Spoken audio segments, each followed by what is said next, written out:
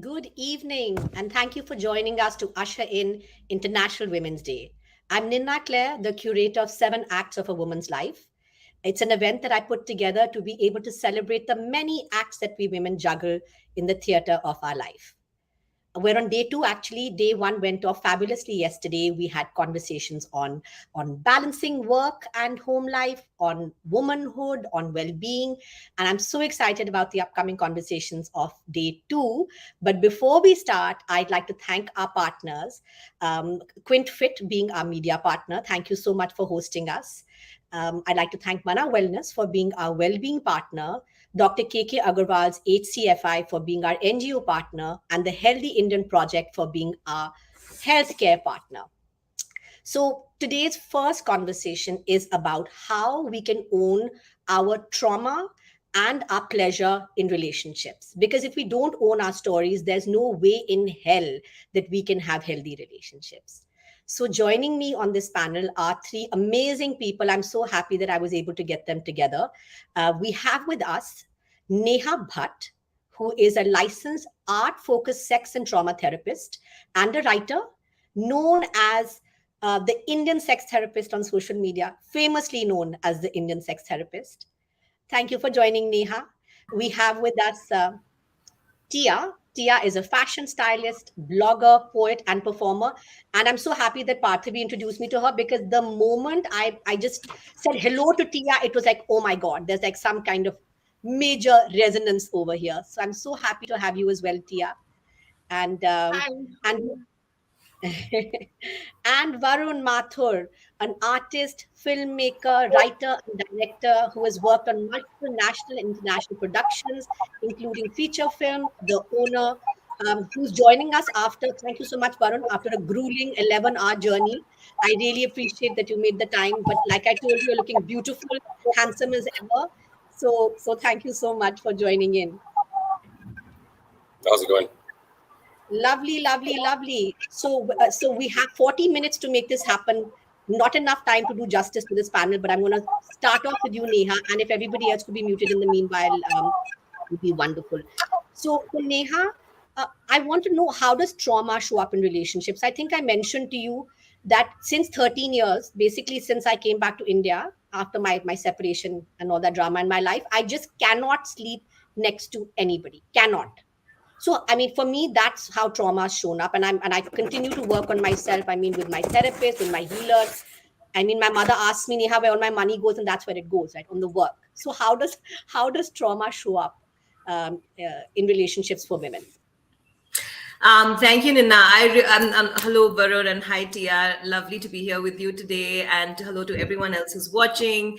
I really appreciate this question, Nina, and I just wanted to thank you for being like super authentic and just like sort of starting us off on a very vulnerable note, because a lot of what you're saying is quite common in the urban Indian cis female experience. Of course, I don't know if you are cis or you're not cis. You haven't said that. My pronouns are she, her, hers. I very much cis, bisexual, queer person in the urban Indian landscape. I've brought up in a middle class background, worked my way up to a certain kind of like professional status. And I say all of that, those identities, to kind of like name that all of those also impact the way that trauma does show up in relationships, because trauma is social, it's socio-cultural, right?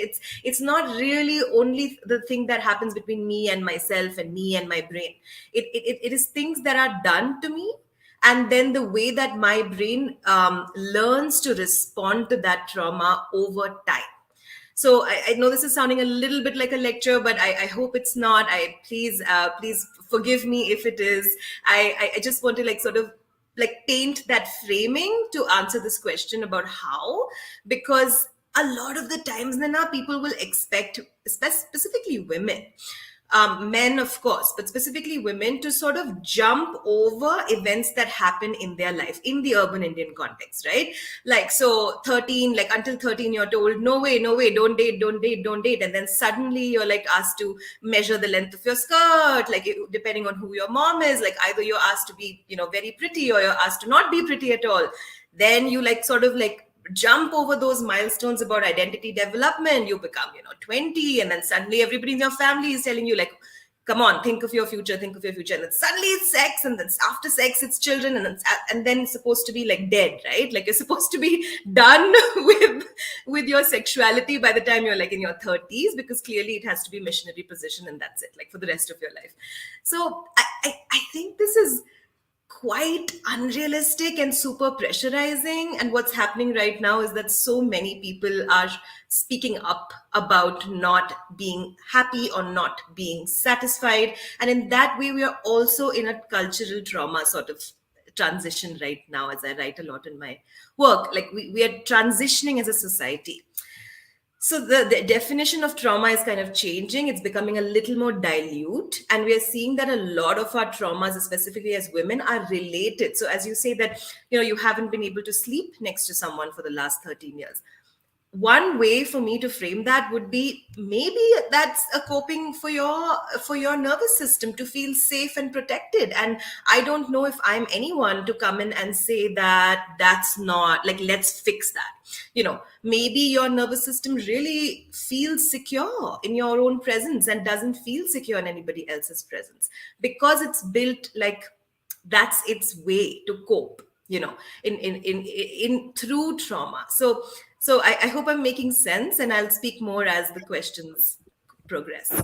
No, you're making sense, but I just kind of wonder that, despite all the work that one does, is there how does trauma really go away, or do we just learn to cope with it? Because I'm doing the work, trust you me, I'm doing a lot of work, and I just wonder, and there's so many people I know, I don't know, I don't want to name anybody, but somebody I'm working with at this point, she mentioned to me, and she's all of 24, 25, and she said, Ninna, I feel the same way. I can't sleep next to anybody, and she's just had a couple of relationships. So I just wonder, is it something that just becomes a part of your life and you learn to cope with it? Because Neha, I sure as hell don't want my entire life going ahead to not be able to sleep next to a partner.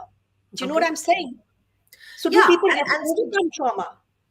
Yeah, so that's helpful, because you're saying that. You're saying you don't want that narrative for your life, but somebody else might want that narrative. And I just want to affirm that both of those are fine.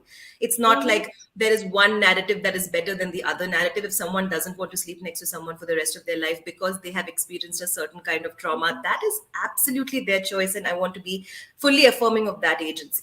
But let's come to what you are saying. And I think what you're saying is also important. I'm hearing you say, like, you feel like incredibly anxious about the never ending, like, impact, right, that trauma can have in our lives, right? And please, please chime in, other folks, as well as I'm speaking. I hope that's okay. But Nina, I think that there is no end to trauma. And it's not that something I'm pulling out of my ass, really. Like, this is, trauma research and trauma studies. There is no real end to it, but there's definitely a way to integrate it in a way that makes us feel safe and in control of the trauma. So with you, if you're saying you haven't reached that point, you haven't reached that point where it is integrated within your system. Now, it could take you like the next 45 years, or it could take you 3 months. We don't know where the line is. And I like this. I like Atomic Habits, The Power of Atomic Habits. It's a new, like, recent read that I'm recommending to folks. But have you heard of this, folks? No. No, I haven't. Oh, okay. They describe the process of change, Nina, and they say that we expect sort of change to be linear. That if I put in 6 months of trauma therapy, I should get my results. If I put 1 year of holistic healing, then I should have the next year. I should face the results. And because it's such a complex, like, relationship between the trauma and myself, I talk a lot about woundology, and, like, you have to create a relationship with the wound, right? For me, as an arts-based therapist, it's through art. I create relationship to my wound through art. I mean, if you see the art there in the background, that's all things that I've created from my own wound, from my own processing, and I work with clients to do that for them, so that the trauma isn't something they want to delete, but it's something they want to befriend, understand, integrate, and then hopefully build a relationship with. And then comes Atomic Habits, where they're talking about change being totally non-linear. You're going up a hill, you're going up a hill, you're going up a hill, and then suddenly one day you're at the top. You don't know when the top will come, but suddenly one day you're at the top, because you can't see that far ahead, and that's okay. So a lot of trauma work is like that. It's saying, you know what? 13 years may not be that big a number that is sort of like in your head as like, oh my God, 13 years, like 14 years, now 15 years, like, like what am I going to do about this? Yeah, yeah, yeah. To say 13 years, okay, let me see where this takes me. And then it might take me to being comfortable with a new partner tomorrow. That's the Mhm. trick. So I'm hearing a lot of like, and it's reassuring, right? That it's okay, that it's okay. Choices are okay, experiences are okay. Yes. Yeah, no, thank you, Neha. I mean, Tia, I'd like to come to you. I just love, the moment we connected and you were so candid about your story. And I think there's just such a massive power in story sharing. And I really think that people who are tuning in would benefit greatly from hearing about your experience. So if you could unmute yourself and talk about, what you went through with your previous relationship, would be wonderful. Hi. I just want to say, like, before I even get started, Neha, I fully do agree. I think I had that realization very recently that it's just gonna be like this. Like, it's gonna be like this forever. And like, specifically, like talking about trauma, right, and like relationships. So Nina, as you mentioned when we first spoke, it almost like caught me off guard because it was such a honest question when you said that, oh, like how has trauma manifested itself in your life. And I thought about it for a second, and it a lot of that comes from like relationships, but specifically, I think the core of it is like this need to be loved, right? And like not getting that love, the way that you think you should be loved. And I say that to say that the last relationship I was in was it was severely like emotionally damaging, and it sucked because this was somebody who was a friend. I thought I'd known this person for a very long time, and there was this like one golden moment of like courtship where for like half a month it was perfect, it was great, and then it felt like the second I said yes, it was a whole nother person. And it was just, and I realized now that it was a lot of gaslighting, it was a lot of constant screaming and threats of violence, and it was just like it was a really isolating like existence to sort of live, right, to sort of like drop off the face of the earth because you feel like, oh, I finally found love, and I finally found love with a friend of mine, and we can make this work. Of course we can make this work. Like, he's smart, I'm smart, it can happen. And to just sort of see a person flip completely like that, and it wasn't a super long relationship either, mind you. Like, this was in 2019, and I think I was in it for about like 3 months, but it felt like it took like 8 years off of my life because and it broke off just as suddenly. Where like it was like I woke up from a stupor one day and I was like, wait, I can't. I'm allowing myself to be treated this badly, and this can't be it. And I like getting out of that relationship was super hard, mostly because I was practically like living with him, and he had like all my passwords, everything, and when I broke up with him in response, I suppose he deleted like a huge entire part of like my creative archive, like images that I'd spent years working, some of my earliest writings, a lot of like my early work. So as Nina had mentioned in her introduction, I am somebody who's a poet, I'm a performer, I'm a fashion stylist. I like to express myself visually a lot. And I feel like this was somebody who knew how to hurt me, where like they thought it would hurt the most, and which was to sort of take away like quite literally the things I've worked on for years, like my creative impact on the world, right? Because that is something that's tangible, and to sort of delete all of that, and it's taken me quite a while to heal from it. I feel like, and to sort of move past it, because when it immediately happened, obviously there's a lot of crisis mode that you go through, and you're like, go, we got to do this, we got to do this, we got to move, we got to move. How do we put as much distance between us and this person who has clearly shown that they are willing to be an aggressor, right? And so there was a lot of that, and even now, like talking about it, I tend to get a little flustered because I think a core part of me is just like, how did you not see this coming? Like, how could you let yourself stick around for even this long? Like, how could you be vulnerable with this person despite like from day one, from the jump, like being treated like extremely poorly for no reason? And so I think I deal with that. Like, I deal with my trauma in like a two pronged approach, right? Like, one is obviously the actual like breaking of intimacy, and like having those trust issues that spring up that I've been celibate for a rough 2 years now, which is wonderful. And it's mostly because I can't, like, just the idea of being like with another person just tends to just, I get very nervous about it, which is so weird because I wasn't like this before this relationship. I was a very fun, friendly, flirty gal, and now I no longer am not that. So it's that. And then the other thing is the shame that I'm supposed to be this incredibly, like, educated, liberated, like, yes, girl, she's doing it for herself, like, I'm kind of a boss babe in like most aspects of my life. But then here came this like one dude and actively, like, sorry if I can swear, right? Like, actively wrecked my shit, and it feels terrible. And I think I mean, I say all that to say that I think this is also part of like me being able to heal from that, is me being able to like get up and say, hi, I'm Tia and I'm normally quite cool, but this one time I was a big idiot, a big dumb dumb because I wanted love, and it kind of kicked me in the butt. And it's been a good 3 years, and I'm still sort of dealing with that, with all of that, and I think, yeah, I don't think the trauma ends, but I think we get better at sort of dealing with it and putting distance between ourselves and the person that we were when we were being hurt. So, yes. Yeah, thanks for sharing that. I'm a very open person. I believe in the power of sharing. I feel if you suppress things, you don't talk about them, they kind of fester. And that's something that I personally always found huge solace in.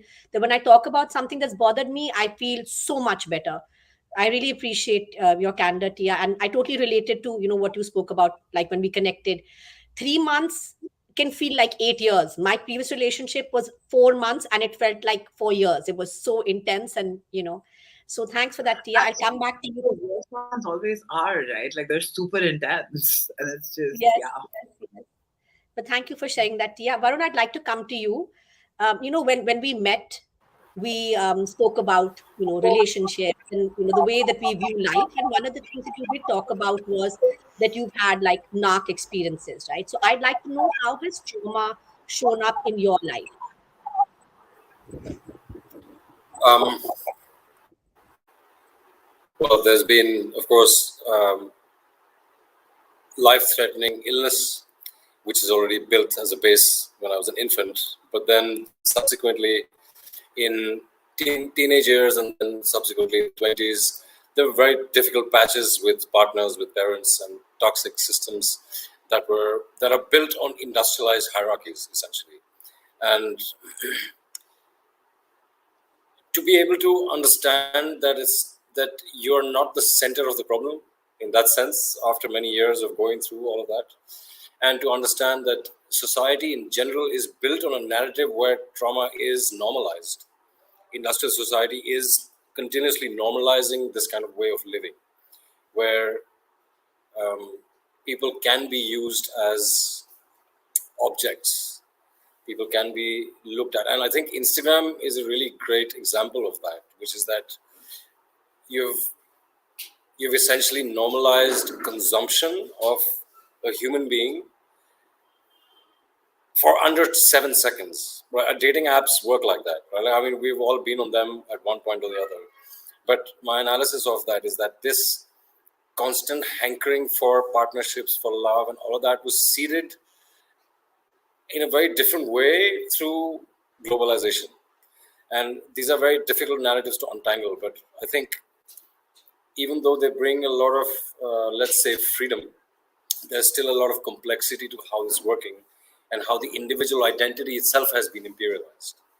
And so, because now we are forced to look at even our own self-identity as a collection of things that we do, right? You're continuously attached to something that you have to be performative for society. There's not a silent space for you to just sit and be. And that kind of that kind of simplicity has been taken away from people, I think, to a large extent.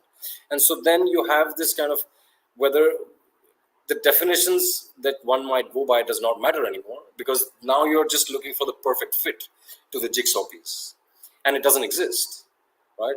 And so people keep kind of banging their heads against each other, trying to think that, oh, I'm going to mold you in this way, I'm going to manifest my super partner, and all of that shit keeps going on. And people continuously are just subconsciously, I think, or largely unconsciously, creating their trauma for themselves, and as well as traumatizing other people, because the expectations have largely been manipulated to a very deep degree. And so if you start looking at it like this, you can also look at how the biological system of the body holds trauma.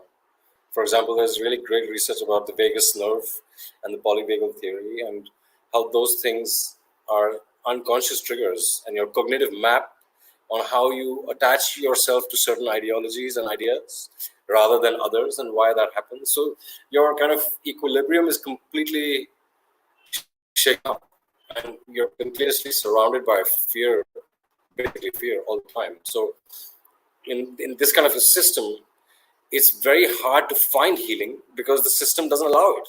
It doesn't, because a traumatized person is very easy to manipulate and to lead to certain paths rather than allowing them complete freedom, for example, to understand what sexuality actually means.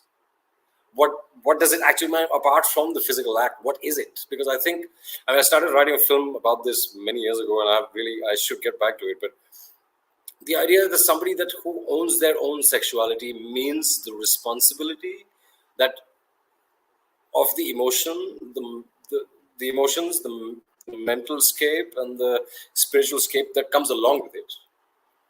And honestly, I mean, I've been in 20 years of a days where I've been on alcohol and one night stands, and all of that has happened, right? Like, and after that, I've come out of this little fog to understand what exactly happened.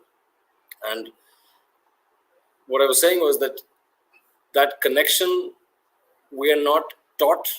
There is no systems where you are taught how you can explore this. There are severe taboos around how people relate to each other.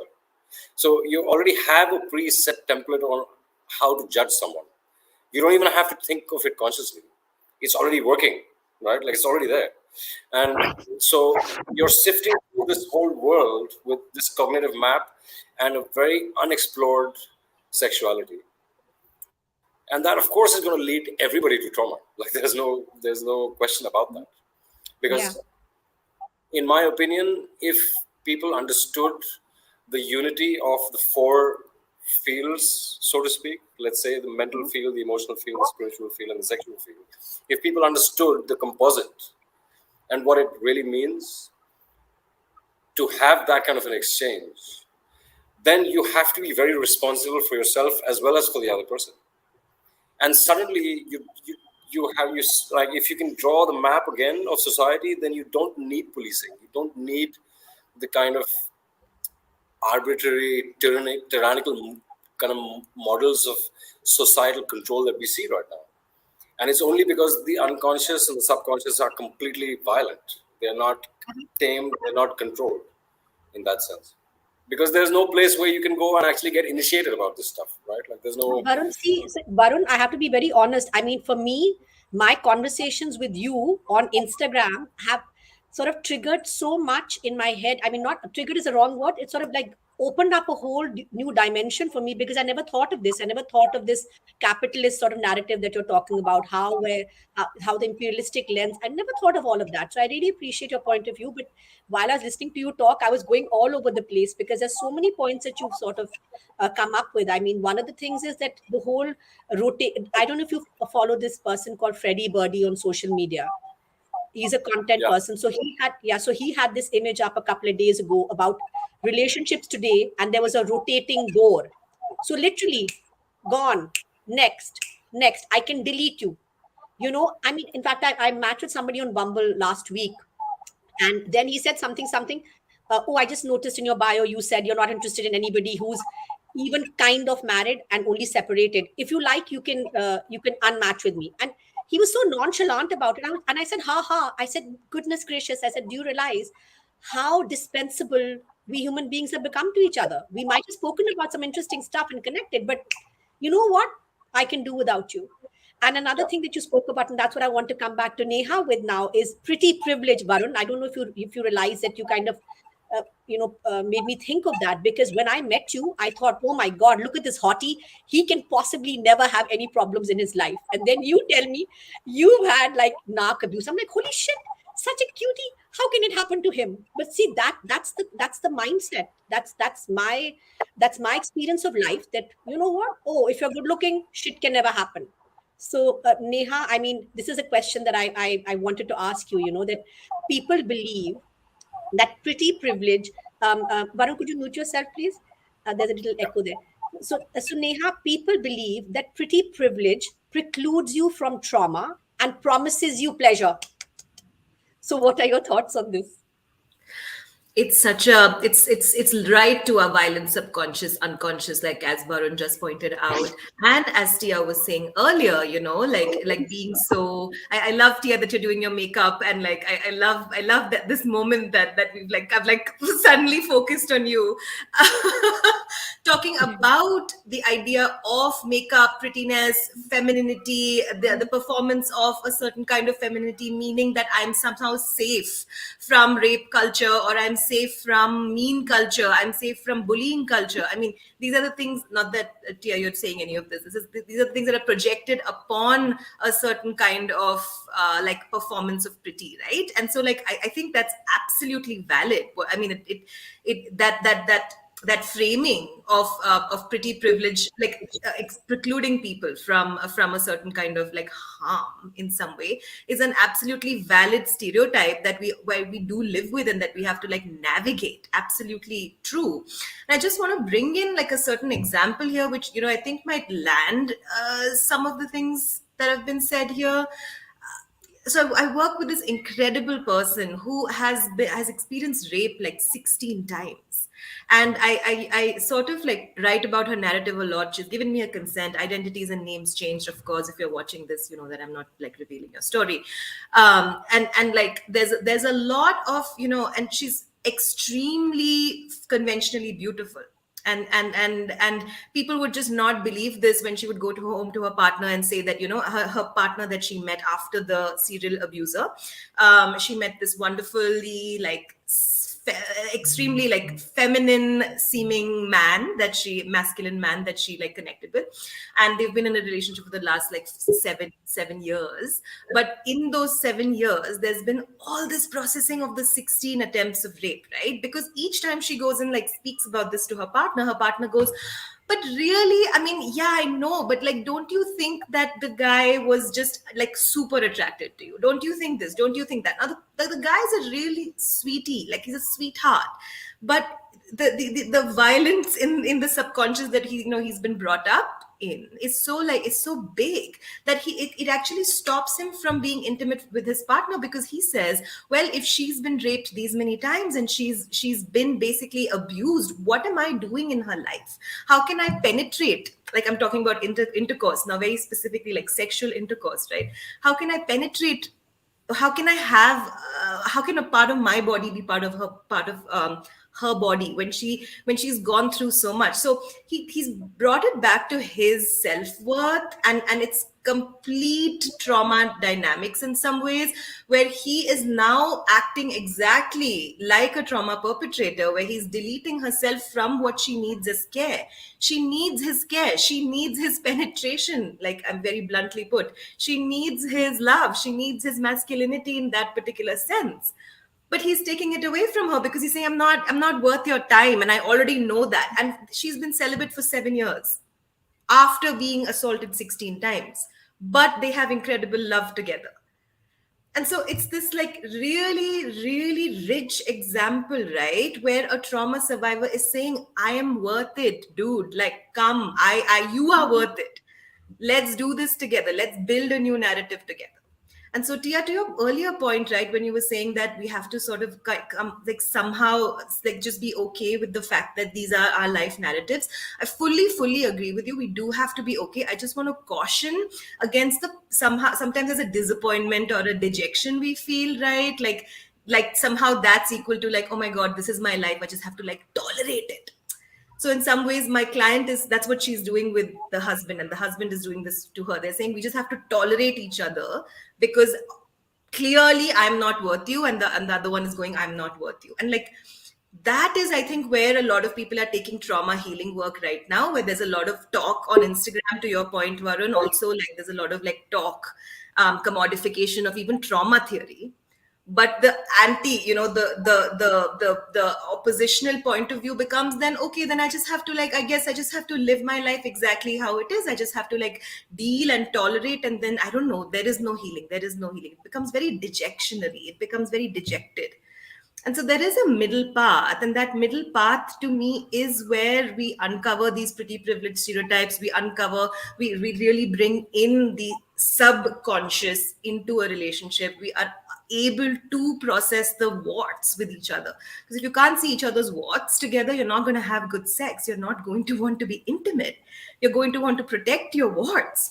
That's not sex. That's therapy and client. That's student and teacher, where we protect from our core in some ways. It's and so that's where that conversation, that question takes me. I'm sorry, did I open up more tangents, Nina? No, no, no. I mean, it's fascinating. I mean, good Lord, 40 minutes is not enough, cannot do justice. Good Lord. But Tia, I mean, Neha was talking about trauma, right? And how it can show up and how different people deal with it.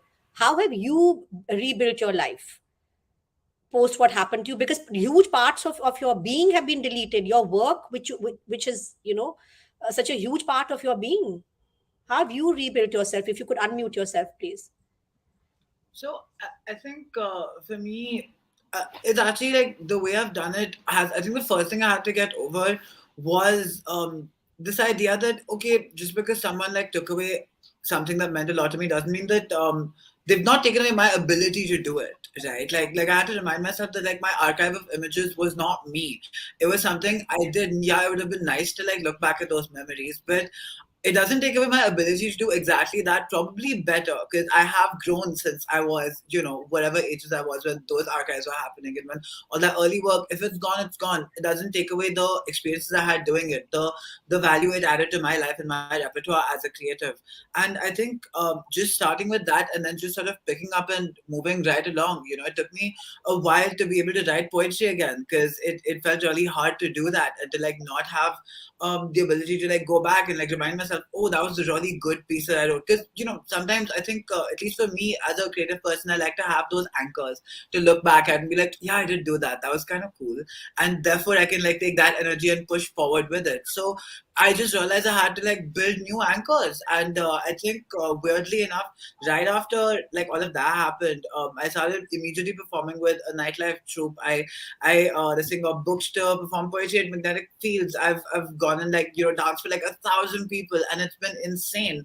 And it's allowed me to actually sort of like give up on like whatever older notions I had and to sort of really just reinvent myself, right? So I just picked up and just started. Oh, So I think wow. That is so powerful, Tia.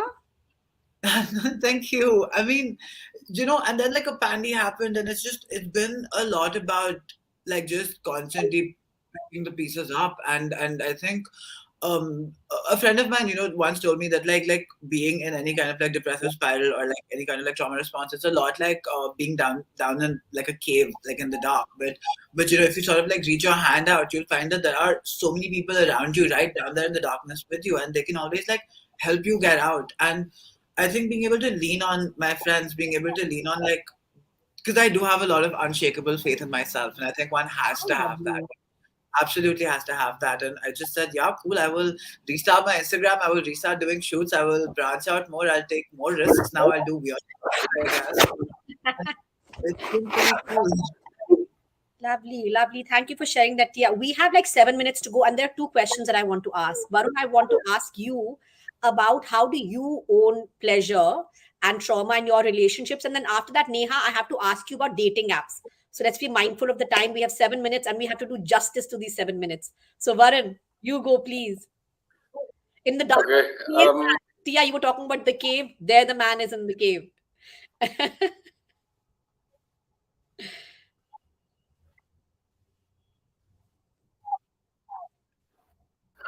Oops, can't hear you, Varun. Can't hear Varun. Oh no, I think. we've lost you.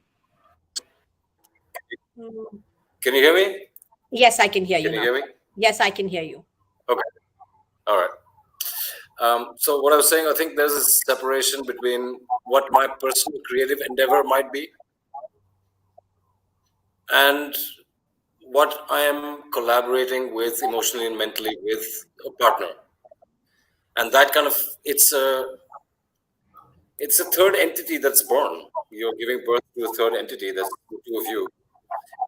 Whether it's 1 day or 5 years or 50 years, that's single. I think that has to be kept in mind about, because people tend to try and preserve themselves in a relationship, and that's kind of, it's based on insecurity and fear rather than Uh-huh. collaborative Varun, measure. Varun can't hear you well. Varun, unfortunately, can't hear you. I'm going to have to And move on to name. I think Yeah, and that is something that can't, leads eventually to, yeah, Varun can't hear you. I'm going to move on to Neha because I can't hear you. It's kind of oh, breaking. Yeah, yeah. How unfortunate, we wanted the caveman's story. But anyway, Neha, so coming to you, okay, this is a Yeah. really important question. Tia and I personally also want to know this, right? So, what are your thoughts on dating apps? And what should one keep in mind when embarking on a swipe fest? Because I have to be honest, and this is like ridiculous. I'm embarrassed, but this is who I am, right? The moment I go onto a dating app and I match, the Varmala comes out in my head. Ten, ten, ten, ten. Okay. So, so what should one be mindful of? Now I'm a little less dramatic. I'm kind of a little, I'm being practical, so to speak, doesn't come to me as first nature. But what should one keep in mind when you embark on a swipe fest?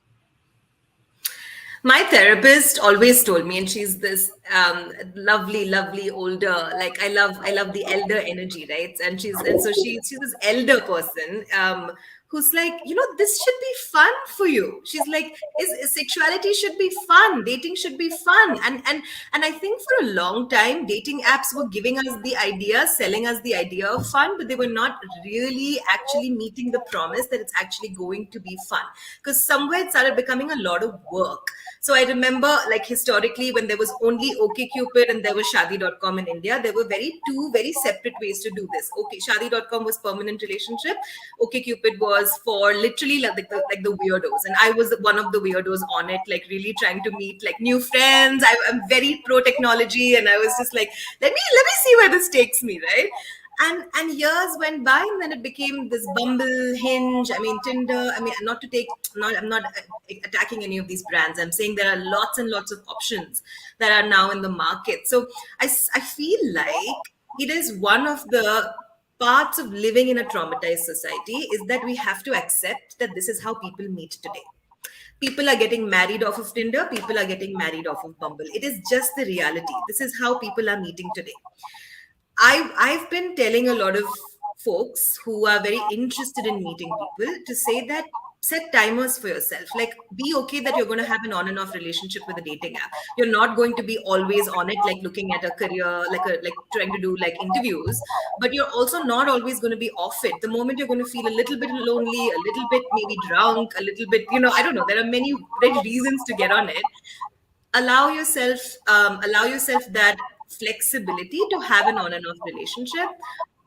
Sorry, I think there's an echo. But if there isn't, if you're not feeling like fun, so this Varmala thing that is coming up for you, if it were, now I'm speaking just for myself, if it were coming up for me, I would not be dating. I would be just allowing myself to relax my own nervous system, because honestly my nervous system is feeling activated when that person is like already showing interest in me, and I'm thinking, whoa, I'm like catastrophizing, right? I'm escalating it really quickly. So I would give myself a break, because I'm wondering, why have I reached this point? But Mm-hmm. there are other people I know who allow the Varmala thing to happen. They allow the catastrophe, and then they breathe, and then they like continue to talk to the person, and they really very, very strategically block people and unblock people. I think that's just a tool of the technology that has to be used, instead of feeling like this is I'm losing out on every opportunity. Use the tool for you, and like sort of like a business, right? Like, you're not going to give your time and energy to every opportunity Yeah. that comes your way. So, but for that, you need to know yourself. You need to know why I'm escalating, why I'm not escalating. And if that's not fun, then don't do it. Like, wait until you feel like you want to have some fun, and then you'll feel a little bit lighter, is what I think.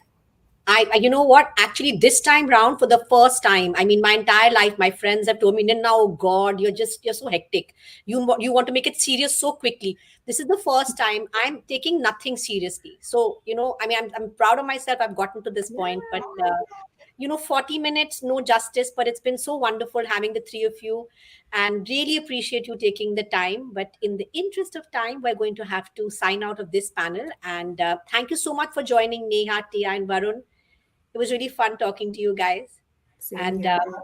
lovely. Thank you so much. So, our next conversation is about parenting in the 21st century. And I'm so excited that my dear friend, I would say she's a sister from another Mr., Kiara Nath, she's going to be moderating this panel. I'm so grateful to her. Kiara is a multidisciplinary designer. She's based in Norway and she is a super single mom. So, over to Kiara.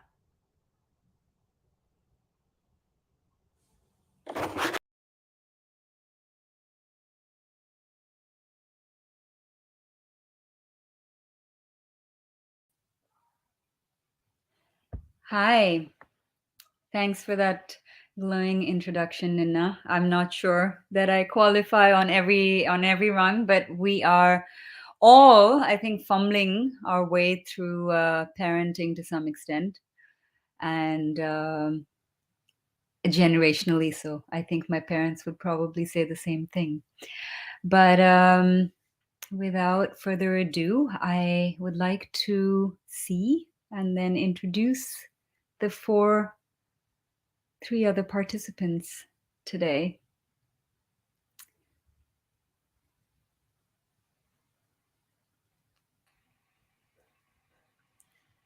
Hi, Vikram. Hi, how are you? Good. Nice to meet you. Same here. Very happy to be here. Thank you. Hi, Vishali. Hi, how are you? I'm well. I'm just recovering from Corona. Yeah. Thank you. Hi, Saraswati. Hi, Kiara. Hi, Vikram. Hi, Vashali. Hi, Hello, Saraswati. hello to everybody. Very happy to be here, and I hope I qualify for it.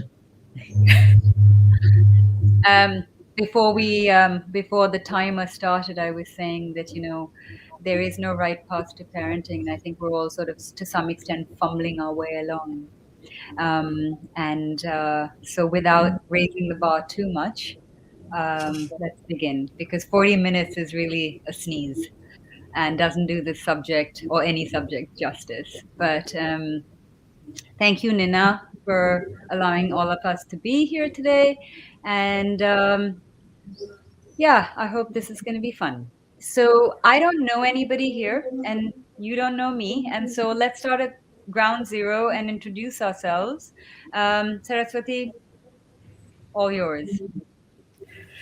Thank you, Kiara. Hi, my name is Saraswati Lakshman, and I used to be a working professional. I worked in the corporate world for over 22 years, and I questioned what I was doing after I had my daughter.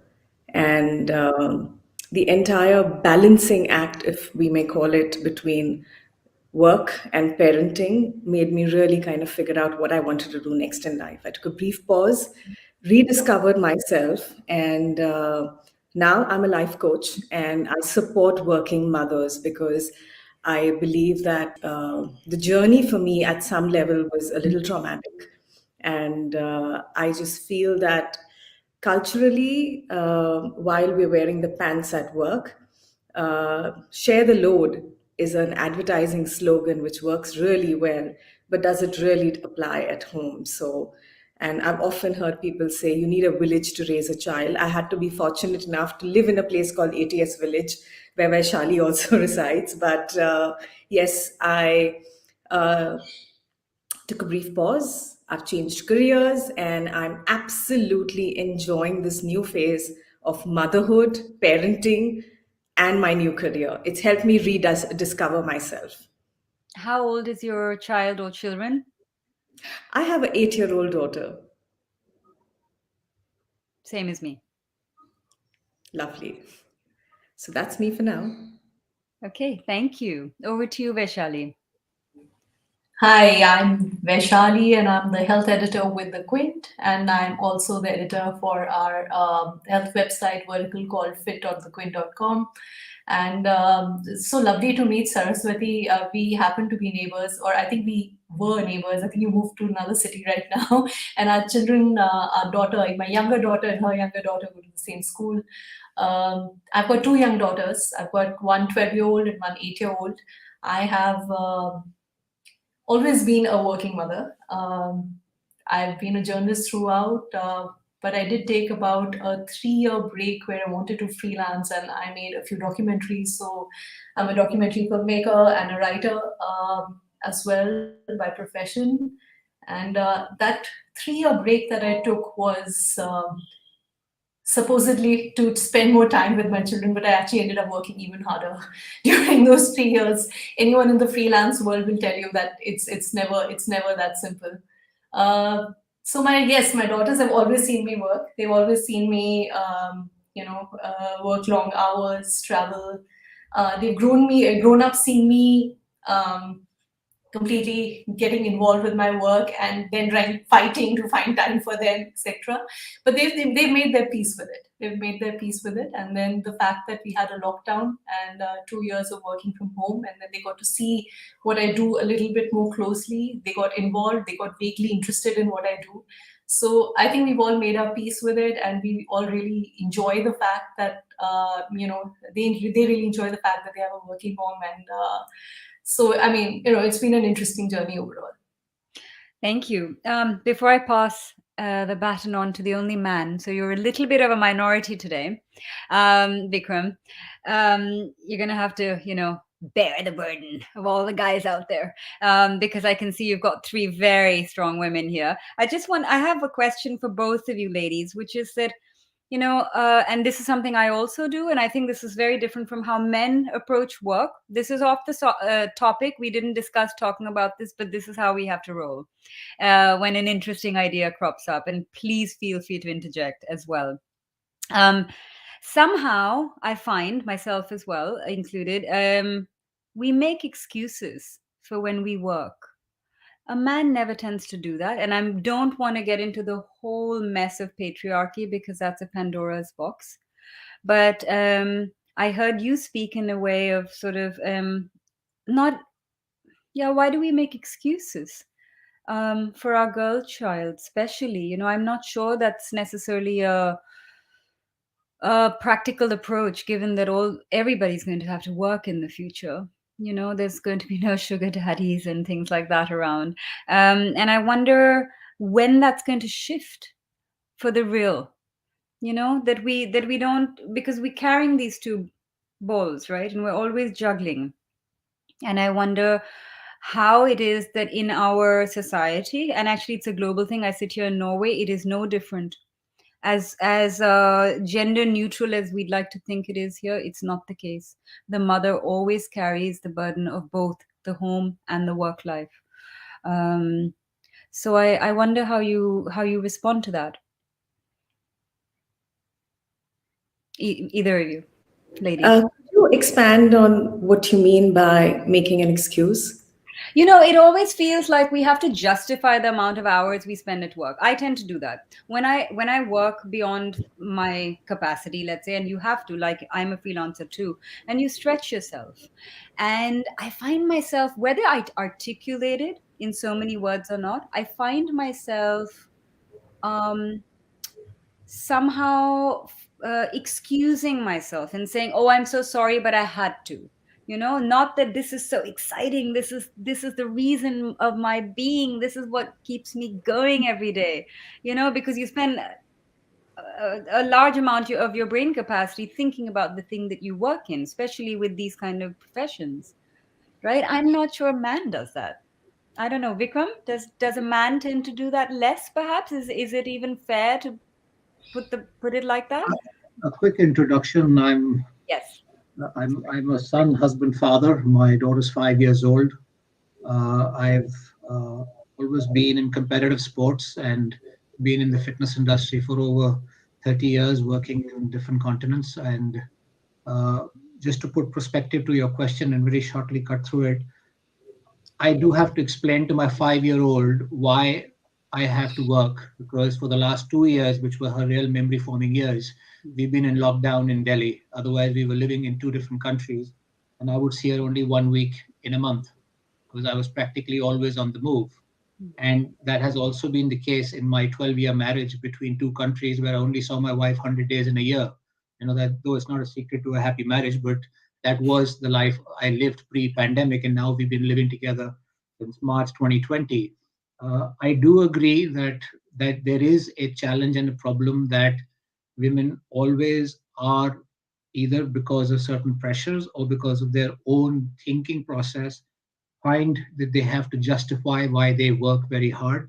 And why I say this is my mother was a surgeon, and I was practically brought up by my mother because my father had a very different profession which kept him away quite a lot. So I had working parents. At the same time, having set up and worked in businesses in India, Southeast Asia, the Middle East, and Europe, and UK, and Australia, I've invariably had my core team dominated by pure coincidence. Invariably, the senior management that worked with me or for me were women, either single, separated, or as parents. And there was always that challenge and that pressure. And I think it's something to do with generation, but I don't think that is coming through now in the next generation or in the last, the generation that's going to follow us as middle-aged people. I don't think they'll have that problem to explain. But I guess people who are right now in their 40s and 50s somewhere are explaining to their children and other peer groups as to why they work so hard. I mean, women invariably have to explain it because of maybe the cultural expectation in the 80s when you got married was very different to what it is now. So I think it's a little bit of a legacy issue. I don't think it's going to be an ongoing cultural issue as I see it. And even children today, I think a lot of children today in the peer group say, but my mom does nothing. So, a lot of people, if they find that their mom does nothing, have a different approach to how to react to their mom's discipline or their mom's value system. There is it's so complicated and it's so layered. So I don't think it's going to be a problem in the future. I think the likes of Kamala Harris have proven that the women will be leading, and most of the CEOs in the US have proven that it's going to change significantly. I never had that problem because my mother was my Mount Everest as a surgeon, working 18 hours a day, sometimes delivering 10 babies, and so we were very used to it. My sister's a surgeon, so I see the same thing there. So I don't think it's going to be a future issue. It's a legacy issue. And I think men have also woken up to that. They are no more going to have that expectation. I think there will always be some minority men who say, no, my wife can't work. God bless those women. They will always never have to work. But the reality is they will have to find fulfillment and, quality of life in their mind and their energy somewhere else besides just being parents or a wife. I think overall, I think majority of men also have woken up that if they don't encourage and enable that, then they will not have a happy spouse. Then comes really how much you want to work. Everybody is finding hybrid work situations where you work x amount of hours, x amount of days, weeks, or sometimes flat out for 9 months and then nothing for 3 months. So all those options now exist. So I think we are in a very nice new world where everybody will be able to pick and choose as long as the skill sets and the competence exist. And companies today cannot dictate, no, sorry, we are 9 to 5, which means you have to start at 7 and finish at 8, and it has to be 7 days a week, and you have to respond to an email at 10 o'clock at night. Those days are over because everybody has become emotional. Everybody's looking for quality of life, and there's a lot of accountability to that now.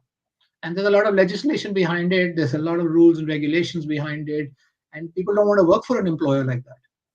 So the world is, I don't think it's been turned upside down. I think a lot of the shit has been cleared. Thank you for that. Yes, absolutely. Saraswati, did you want to round that off?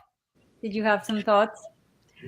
I completely agree with Vikram when he says that, the pandemic in some sense has allowed for balance to happen. I was also hearing some of Ninna's interactions yesterday, wherein there were senior HR professionals talking about how wellness, mental wellness, emotional wellness has become a focus in organizations. And that's like a crucial role for people to play. And I also hear Vaishali talking about how being at home for the past 2 years has also learned her daughters to appreciate a lot more in terms of exactly what is the role that she plays, and respect her for doing that. And I think while I worked in an organization wherein it was late hours, I would travel 5 hours from Noida to Gurgaon and back every day. I think it's also a question of the formative years that the child is in, and when they do not see the parent, and we're all living in nuclear families, and when they don't see the parents at all for a large part of their waking hours, or they just see them just before bedtime in the morning, it kind of emotionally has an effect on them. So I believe with wellness being an issue which is kind of taken significance right now, and organizations being sensitive towards that, it's the dynamics is changing and the shift is happening. And I don't think, to answer your question, I don't think women in the corporate world need to apologize that much, because I'm again, working flexi hours, and I accommodate myself as per the convenience of my hours. And I guess that kind of is something that's going to become cognizant more. And with the hybrid model and the flexi model, more and more people are going to focus on that. So I hope so. I think there's an element of privilege here with all of us. We speak for a certain demographic of society. yeah. So in my mind, I think the spectrum was broader, but I think we're moving in the right direction. Absolutely. So I'm going to move to the next question, which is I want to hear from each of you what has been either the most rewarding or the most challenging thus far, perhaps this year itself, perhaps through lockdown, or the span of your whole parenting journey so far. What's been, and this is a polarizing question, so what has been the most rewarding and what has been the most challenging aspect of parenthood so far?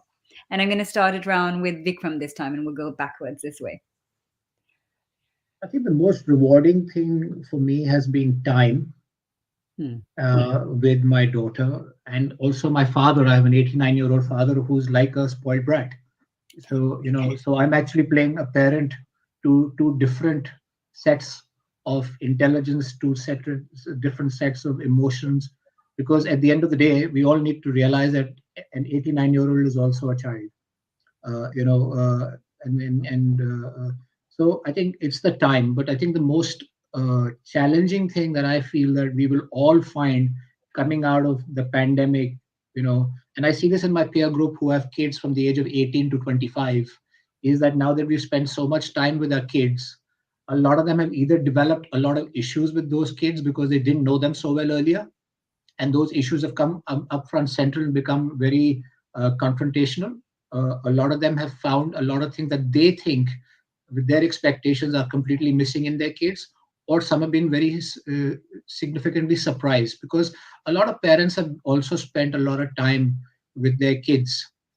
And underlying that is, how do you now go back to the new hybrid normal where you will be getting less time with your child or the child will get less time with you? I think that's going to be a huge challenge. These two things of getting to know your child more for the good or the bad in it, and suddenly having to now have less time with them. We definitely will not find a situation now going forward that we will keep having these 14, 16 weeks of lockdowns where you will all be together and discover barbecue and singing and different games together, or sleep under the stars and watch movies together and get in binge watch sitcom. I think those things will become very limited because people also need to get back.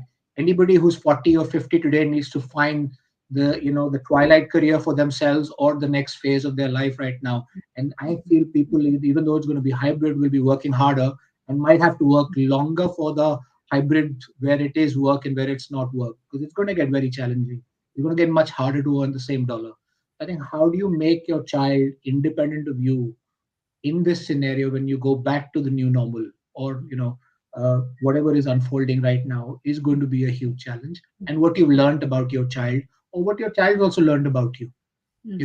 We as you said, yes, we have an element of privilege because we all have homes which allow us to have space and internet.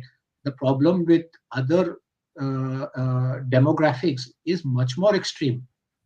When you try and understand, for example, when I during lockdown, because of the fear of COVID, we decided to ask our cleaning lady, don't go back home, just live with us. because she had adult children, and she was fine doing that because she said, yes, in any case, I have paucity of space. I don't mind just doing this. In any case, I've worked for you for 10 years. I know everybody. And I finally get to spend time with your newborn who's always living in another country. Great. But when we started encouraging her to go back, the issues that they came up with, that these issues, I've learned this, learned that. So she would stay 2 months with us, go back home for 1 month, come back for 2 months, go back home. So their demographics have different complications. They don't have internet and entertainment to distract them or bind them together. They have a lot more confrontational issues, and I don't think there is any social structure or any mechanism that is dealing with that. That is creating a large number of challenged families and parents and children. Nobody And is dealing with abuse, that things like conflict. that, absolutely. We all have therapists and we all have forums and we have this forum. We will find solutions. They will not be, there's nobody addressing the unrest that is happening there. I'm definitely not, because I'm not capable of for my mate, but I know that it's a problem for a large part of, and especially people who suddenly went back to hometowns and they've developed a different fear to want to come back or get back into, get back into earning, because they have just got so used to doing nothing, whereas they were the providers for a family. So that's a different conflict. So Absolutely. we have much larger challenges, that are coming our way from this. Absolutely. Many stories to unfold there. Vaishali, are any of these stories that you're considering in your storytelling world? A lot, in fact. The mental health crisis that Vikram refers to. Oh my God, we're going to all face a very, very serious mental health crisis. You're already facing a very serious mental health crisis. And while different economic strata have their own respective crises to focus on, and as he said, we still have outlets and help that we can reach out to. There's very little being structured help being offered to that strata of the society, and that's something that the government seriously needs to sort of consider. And when they say that we're going to start a mental health helpline in the current budget, it needs to go beyond that. To get back to your original question about challenges as a parent and the rewards as a parent, I guess one of the biggest rewards has been, as he said, time, and that time allowing me to watch my girls grow up to be really smart, independent women, little girls, let me not call them women yet, but very smart, independent women with a voice of their own. And that has just given me so much pleasure, just getting that time to sort of sit with them and observe them. And even when I don't have time to sort of have a conversation, but just sort of watch them, it's been incredible. And, so that's been extremely rewarding. What has also been very, very challenging at the same time has been the fact that they are living, they've lived a very, very strange life for the last 2 years. And the consequences of this strange existence locked in a house, in four walls, the mental health crisis and the mental health situations that will arise for them as they sort of step back into the real world, that has been challenging already as they start to go back to school, and that's something that really worries me. That's something Can you that dwell on that a little bit more, if you don't mind, if it's comfortable for you? Well, I mean, you've lived a very protected existence, and you've sort of come into your own at a time where your interaction with the outside world was very limited. So when you go back to schools, when you go back to a school setup, or a social setup, that you're going to face very different sets of emotions there. You're going to face a very different set of challenges there. You've not had 2 years of growing into that culture. You've not had 2 years of, coping with bullying or coping with, teenage tantrums, or you've not grown up in that environment where other children may have views that are different than yours. How do you cope with that? How do you begin to cope with that? You've not had the time to, and you've not had the time period to sort of experience it. So that's something that really does worry me. I mean, as these kids go back to school and as they sort of begin to get back into the world, they have a very short time, a window of time to get used to it. And so that's something that does concern me.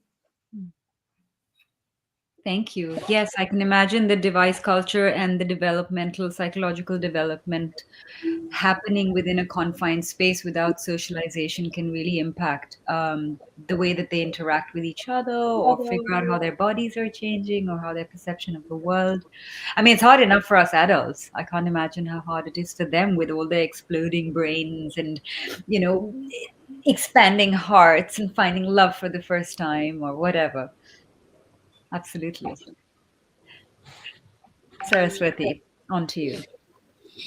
I think the pandemic has been very rewarding for us, and we're all of three of us, and there's a beautiful friendship that's formed, and I think that's been really nice because we now have a buddy, and we spend time together, we fight together, we play games together, and we found ways and means of interacting.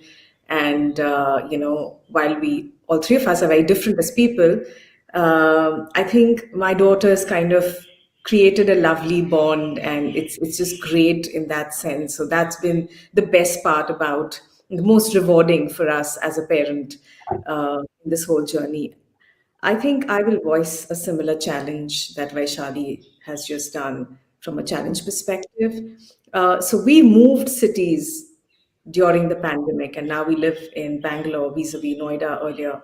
And my daughter goes back to school for the first time tomorrow, and she's been doing online school ever since. So new city, new place, and the school has already started raising a red flag in terms of how kids who are coming back to face school are, there are behavioral issues, and I'm already kind of looking and hoping to work with the school with, in terms of trying to address this. And that is the only thing that worries me, because for the last 2 years it's just been literally been the three of us, and she doesn't even have a sibling. So, and we're a new city, so vis-a-vis earlier interactions, and that's limited. So no friend, no brother, sister, cousin, no one to kind of hang out with. So the social skill that she will need, while I'm confident that she will do well, I don't know how she will respond when someone else kind of speaks to her or reacts or behaves in an unbecoming manner. So that right now is something that I'm facing as a challenge. So I have my fingers crossed for tomorrow, and I'm hoping that the transition and the new journey is going to be something that she's resilient and goes through and does well with. Wow. Good luck. It's going to Thank be a you. big day for everybody, all three of you. Yes, it is, and we are so used to having her around. It is. It's also challenging for us to kind of. It's literally like a weaning process. I was going to say, I'm not sure who's more concerned, who is more worried here. Me. So I'm going to give you guys my reward and challenge, which I already spoke about when we emailed each other. But I find that when my child is empathetic, and mine is slightly different from the three of you because I live in Norway, which is already like so isolated. I don't live in the city of Oslo, which is the capital, but I live a little further away. So it's like the Punjab of Norway. So it's kind of an isolated environment anyway. So we didn't have the kind of lockdowns that other parts of the world face with children, luckily. But I have a child that's on the cusp of puberty. She's 8 going on 13. It's all happening too fast. I can't keep pace. But that's topic for another time. But I think for me in general, what's been the most rewarding is to watch my child show up in the world empathetically. Empathy. Put yourself in the other person's shoes, whatever the situation, whether you said something silly, whether mama did something wrong or right, but just to operate from a space of empathy. And when I see that, I know everything will be fine. And I don't mean that in a very abstract way, but in a very concrete way. Can you figure out why I need you to sit quietly for 15 minutes while I do yoga or whatever? It's that degree of like basic empathy, which I think sometimes privileged children tend to forget because everything is handed on a platter. So empathy is a big reward. Challenge for me has been device culture. I cannot wrap my head around it. Doesn't matter how. I know it's a challenge that all parents face. And I think this, even though we had not discussed talking about it, it's a pet peeve of mine. We can't resist it. And yet, how to surrender to it. It's just such a double-edged sword because they're going to need the skills that come with device culture, and yet they're weaning them away from that addiction is becoming increasingly challenging. And I don't think, Vikram, to your point about systems going into place, I wonder if we are standing at a point where schooling and education together, schools and parents together, need to figure out a system of how to address device culture, because I'm not convinced that parents can do it singularly in their own homes. There has to be a larger sort of draconian external force that helps us to do this, because sometimes it feels like I'm losing control in that battle. Which may say many other things about my parenting skills, but I think it's too big a storm that I'm personally facing as device culture. Any thoughts? You're muted.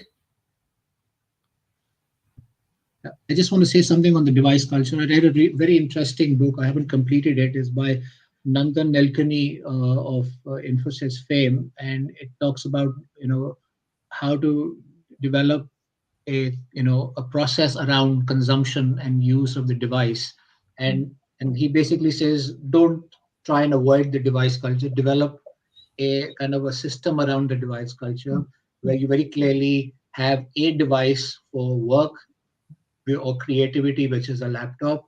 If you want to browse, then it is a tablet. And if you want to communicate with somebody, it's the phone. But don't merge all three. That's where the problem is.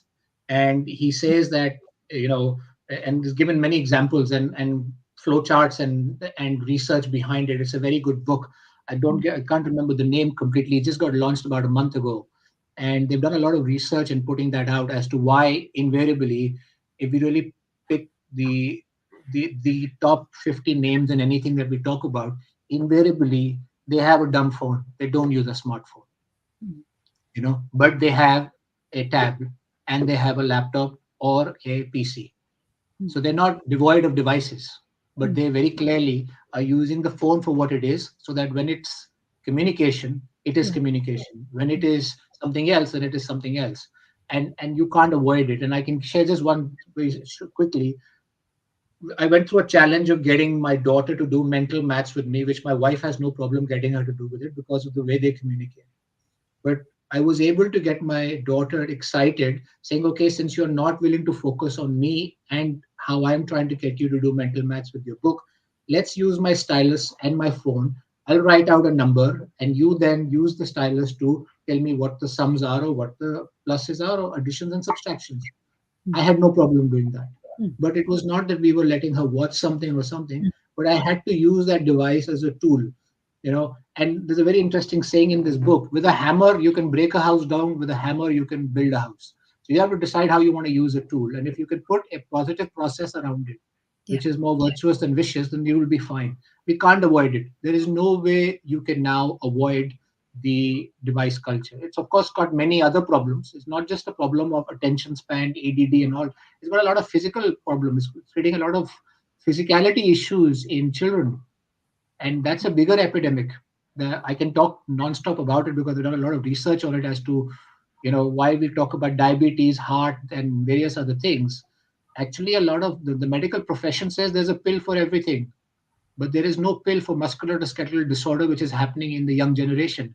And that's happening because of the phone culture, because you're constantly using your thumb and your neck down. And a lot of children are developing posture issues at the age of 10, 12, 14, which then results that they will never really take on a sport long term because they've already started getting pain in certain joints and muscles are weak, etc. And it's going to create furthermore, cascading issues. So they feel that's a bigger epidemic that everybody is ignoring, and everybody's focusing on all the other things of obesity, diabetes, etc. All those have a pill. All those have a medical cure. There's no cure for musculoskeletal disorder except pain management, which further reduces quality of life. So actually, there are much bigger issues that are there, and 40 minutes will not do justice to it. But to stay on topic, I think there are ways to use that technology as a tool and not let yourself be completely subservient to it. Absolutely. Thank you for flagging both of those essential ideas. Very, very pertinent. Do either of you ladies want to contribute, or may I move on to the next subject?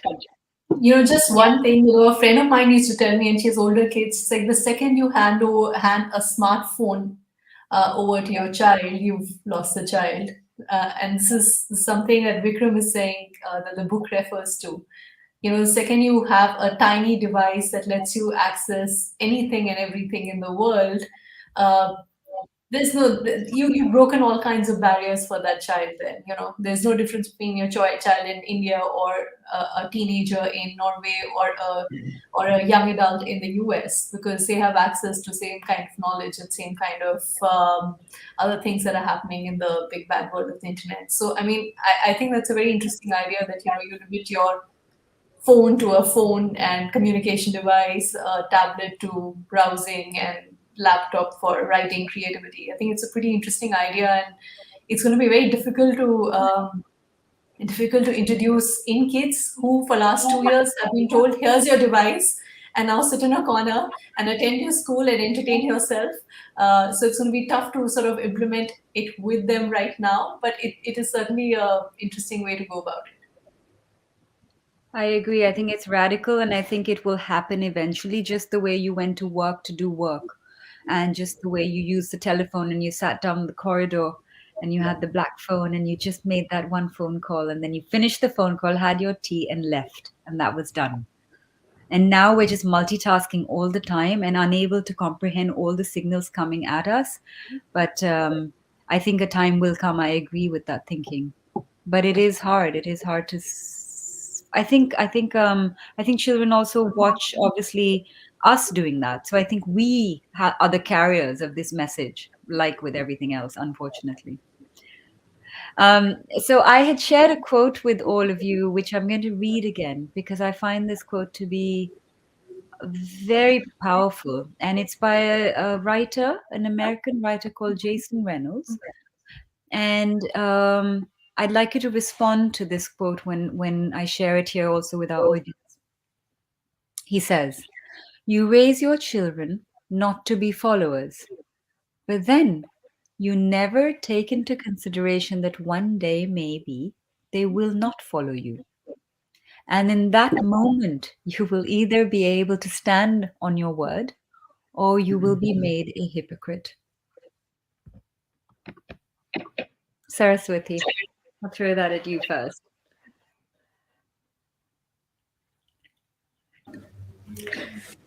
I think that's very beautiful to begin with. And I also feel fortunate that I come from a different world. My husband and I are poles apart in terms of the fact that I'm a South Indian Tamil Brahmin married to a Sardar, vegetarian, somebody who likes his tandoori chicken every day. And I think somewhere I get that from, and I would like to give credit to my father for that, which is about respect. Allow another person to be who they are, make their own choices. And I think that's the example that we've kind of given our child. At no point, because we're polarized in terms of our views, opinions, I come from a different place, and so does my husband. We always allowed our daughter to kind of have her own choice, make her own decisions. We can expose her to things, but at the end of the day, she chooses to follow. The only thing for us is about saying what is right or wrong. And that also is limited to an extent of something which is like in the broad framework. But otherwise, it's about respect. It's respect for her and it's respect for another. And it's okay to be different. And you can choose to be how and what you want to do and, make your own decisions and choices. And I think I would just respond to that quote with this as my answer. Absolutely. Living respectfully. Do Yeah. as to others as you wish to have done Yeah. unto you. Absolutely. Yeah. Thank you. Thank you. Vaishali, back to you. Yeah, I mean, ideally, I would not like to be a hypocrite, but I don't know if I'll be able to keep away from it. It's my honest opinion. Uh, One of the things that I found really rewarding over the last 2 years is sort of watching my kids become their own person, getting their own identity, and being fairly self-assured about who they are. And I would like to believe that that has a little bit to do with our parenting as well, and we sort of push them to become their own people. And so for us to now sort of turn around and say, oh, hold on, I'm not so sure about this, and I'm not on board with certain decisions that you're making, would make us a hypocrite. Uh, I would like to believe when the time comes, I won't be one, but I can't say it with certainty. Honestly, I can't say it with certainty. I don't know. I find it very hard to speak about it in a hypothetical situation. I think when you come from I've come from a very middle class background, and I have had to work hard for everything I've achieved in my life. So, when you see your child maybe in future not respecting that, or not considering that important enough, would I want to sort of step in and intervene and say, oh, hold on, I'm not so sure if you're making the right decision. Um, I think I'm going to be one of those parents who will. Thank you for your candor. I think it's really important for all of us parents to see ourselves and see our limitations, because we have expectations. We're loaded with expectations. How can we put those aside? Okay, we have 1 minute left, and I'm going to give the floor to the man in the room. I think it's going to be an extremely difficult proposition for anybody to one day find that your child is no more willing to agree with what you say, and you'll have to accept what they think, and your thinking and your ideologies tell you that they are going to make a mistake. I think that's a very big bridge to cross. And it's very easy to do that when it's 8, 10, 12, very difficult when it's 21, 25, and 30. And I don't think any parent is going to be prepared for it. I think it's not possible. People are not prepared as friends change and ideologies change. People are not prepared in business world when people suddenly find that your behaviors and my behaviors are not in sync, so we can't work. We let go of in I wouldn't say in the rank and file frontline staff, but in mid management and senior management, you let go of people if their behaviors and practices change, or their way of dealing things change, because they say, oh, they don't fit in. That's called conformity. How do you deal with conformity? I think it's a function of what the risks are. And I think if the risks are, you fall off a cycle, you'll get back on. But if you drive a car into a tree, it's a whole different risk. So I think it's going to be a very difficult challenge, and it's not going to be an easy one. I of course, have very different situations to deal with as a 5-year-old. But when I look at, I've had the experience of this because I've had a good relationship with my nephew who's now completing college in the US. So I've spent a lot of time and effort with him to see how he's become different, and I feel that now I'll have to find new skills and new ways to have a more deeper relationship or a similar deeper relationship on the time I've spent with him up till now. If I don't find that connect and commonalities, I don't think I'll have a deep relationship with him as I thought I would, because of the default of, oh, he's family. So I think it's a big function of, if you don't grow together, you will eventually have a very difficult bridge to cross. And those are very emotional bridges to cross. So I think it's a Beautifully very good. summated. Yeah, Thank it's a you.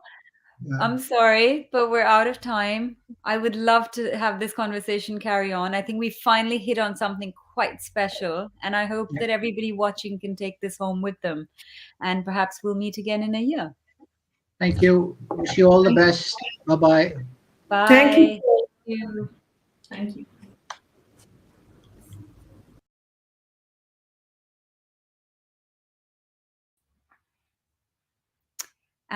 Thank you, everybody, for joining us. And I'm going to pass the baton on further back to Nina, who's going to have a conversation with Seema Anand, a mythologist, a storyteller, an authoress, and a Kama Sutra expert. Over to you, Nina.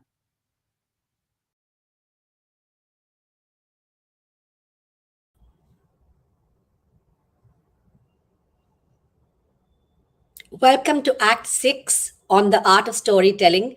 But that's not all we're going to be talking about. We're going to be talking about Seema Anand's story herself. So, as Kiara just mentioned, Seema, for those of you who don't know, she is a mythologist, an author, a Kama Sutra expert, and a storyteller. Thank you so much, Seema, for taking the time. I know this is a very busy week for you with birthdays all through. I appreciate you taking the time, and I'm so excited. Thank you for having me. Yes, you're right. All my three children have their birthdays this week, and we have a standing joke that maybe I had a mating season. Therefore they're all born at the same time. Lovely, So yeah, lovely. not to worry. Here we are. Even the sun has come out a little bit for you today, briefly. So it promises to be a good chat. Absolutely. Seema, with you there, how can it not be a good chat? Come on, seriously. That's so sweet. Okay, let's roll right into it. All right.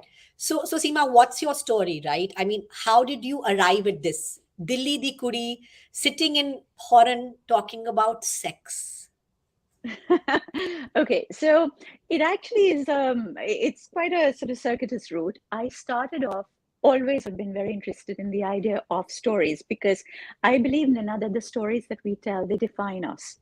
You know, when you tell stories of what you expect a good woman to be like, then you set the standard for what everybody should conform to. We were just listening to the end of that conversation about conforming and being part of how people think you should behave and so on. So we actually do that through the stories that we tell. You know, when you tell stories of how a man comes home drunk and he beats up his wife, but she's so good, she never says anything, she's never let it out into the world, she's maintained the izzat of the family, that's what you expect a good woman to be. The moment you say, "Muh khol ke sare nu keh dendi hai," you know, she's out there talking about it, da, da, da, she becomes the bad woman. So the stories that we tell are the ultimate power. They define our identity. I've always been interested, particularly in how we define women's identities through the stories that we tell. And as I worked on this, you know, I grew up in India, much like a lot of other people over here. And I found that through school, through college, we were never taught any of the Indian texts. We only ever studied European literature. And so I was working with mythologies, but European mythologies at that point. And it was as I got older and I realized that the more I studied about women's stories, the less you ever saw a story which talks about a woman's right to her own body. That was always property. It's always somebody else's property. And so I decided to see what are the stories that we had silenced, because our identities depend not only on the stories that we tell, but equally on the stories that we silence. So I thought, let's go and find out what are the stories that we've silenced. And I came upon the stories of the Kam Shastras. And Nina, I decided that it was going to be a short sort of foray into this, you know, 15,000 words, one paper, move on. Once again, to ask you, when was this, Seema? When was this? How many about years 19, ago? About 19 years ago. 19 years ago. I'm still studying it, and I still feel like I just don't know enough, because the more I study, the less I know. And you know, we are very fortunate. Like I said, we never studied anything to do with Indian literature. I have started studying it in more recent years. 25 years ago, I started. The Kama Sutra work I started about 19 years ago. And I'll tell you something, this is the country that developed the most exquisite idea of sensuality, of sexuality, of desire. We are, I mean, since we're talking about stories, I just want to mention this. You know, if you look at any other culture, the Judaic Christian cultures, they begin the origin myth is all about sin. You know, Adam and Eve commit a sin. They do something wrong. And from there, we are born and the body is sinful. In ancient Hindu belief, it is about Ananda. It is about Bhogam. It is about desire and love and pleasure. We say that, you know, when Lord Shiva he feels a little bit of Ichha, he feels desire. And he decides he's coming down. He's coming down from that primordial place in eternal space where he lives. And he decides to come to this earth. At the same time that he feels this Ichha, that's the same time, a little flower that is known in our literature as the Bhoga Lolika. The Bhoga Lolika flowers, it blossoms on earth. That is his Bhog Shakti, because if he's to come down, the gods all live in Ananda, they live in eternal bliss. He needs that eternal bliss when he comes down. So we believe that the world is created from Ichha, from desire, and Bhogam or pleasure is a very large part of that. So yeah, we actually have a lot of stories to deal with the beauty of sexuality and sensuality. And so, yeah, that's what I went off to look for them.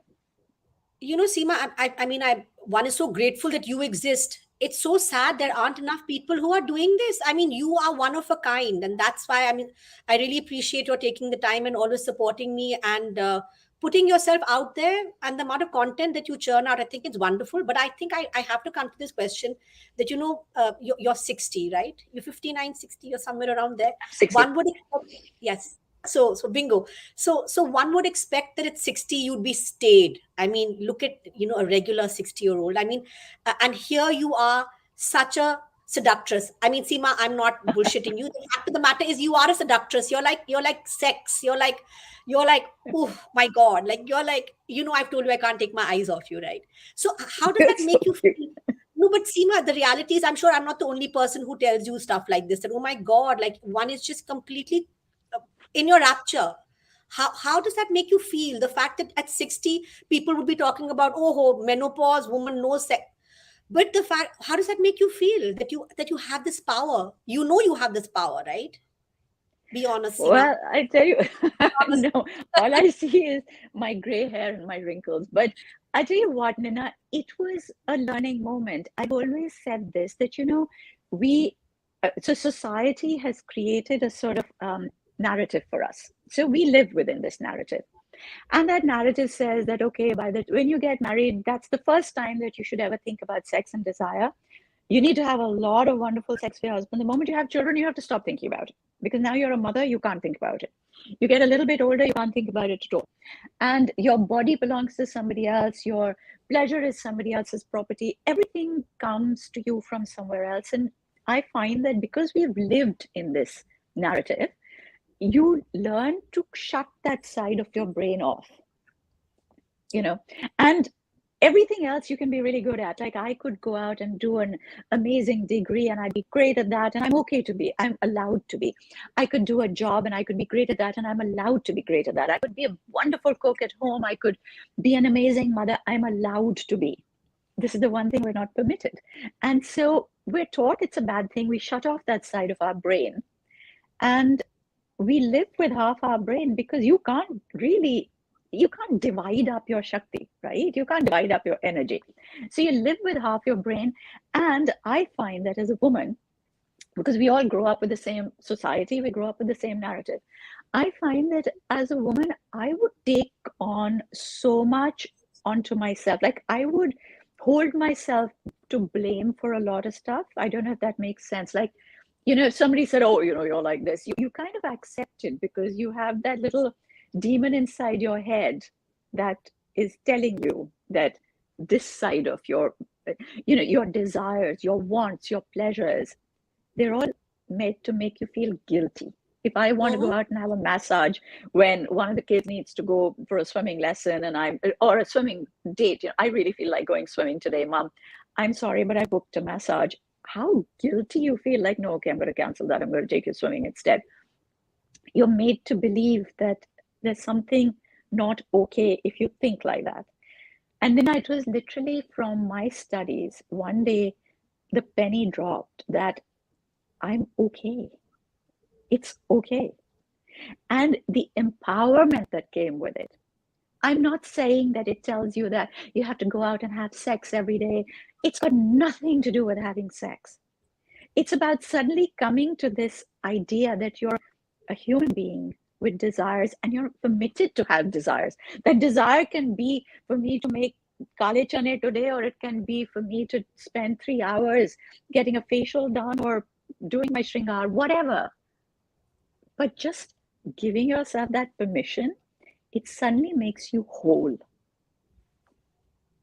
And you know what, this idea of sensuality, I have to say this, sorry, but it is part of us. It's part of our being.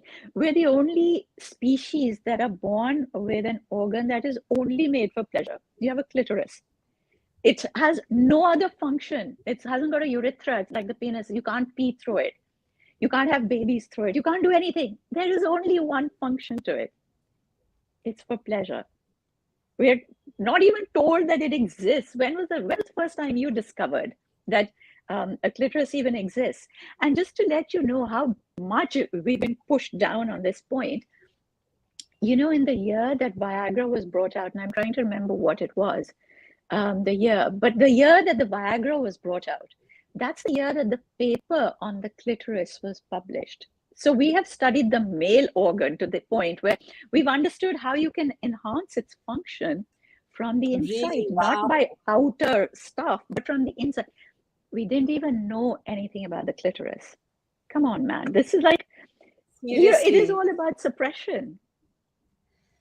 Oh my God, you really hit a nerve. I mean, seriously. I mean, when you say it like that, my God, the scripts need to change, right? And that's the power of storytelling. But before we come to, storytelling, I want to ask you, what would your message be? Because what I'm hearing you say is also like what Neha Bhatt, the Indian sex therapist, was talking about. It's so much about allowing yourself, right? And whether it's to make your desire is to make kale chane, or whether it's to have sex with 5 men or women or whatever you're into, right? So, what would your message be to women of all ages when it comes to owning your sexuality? What would your message be?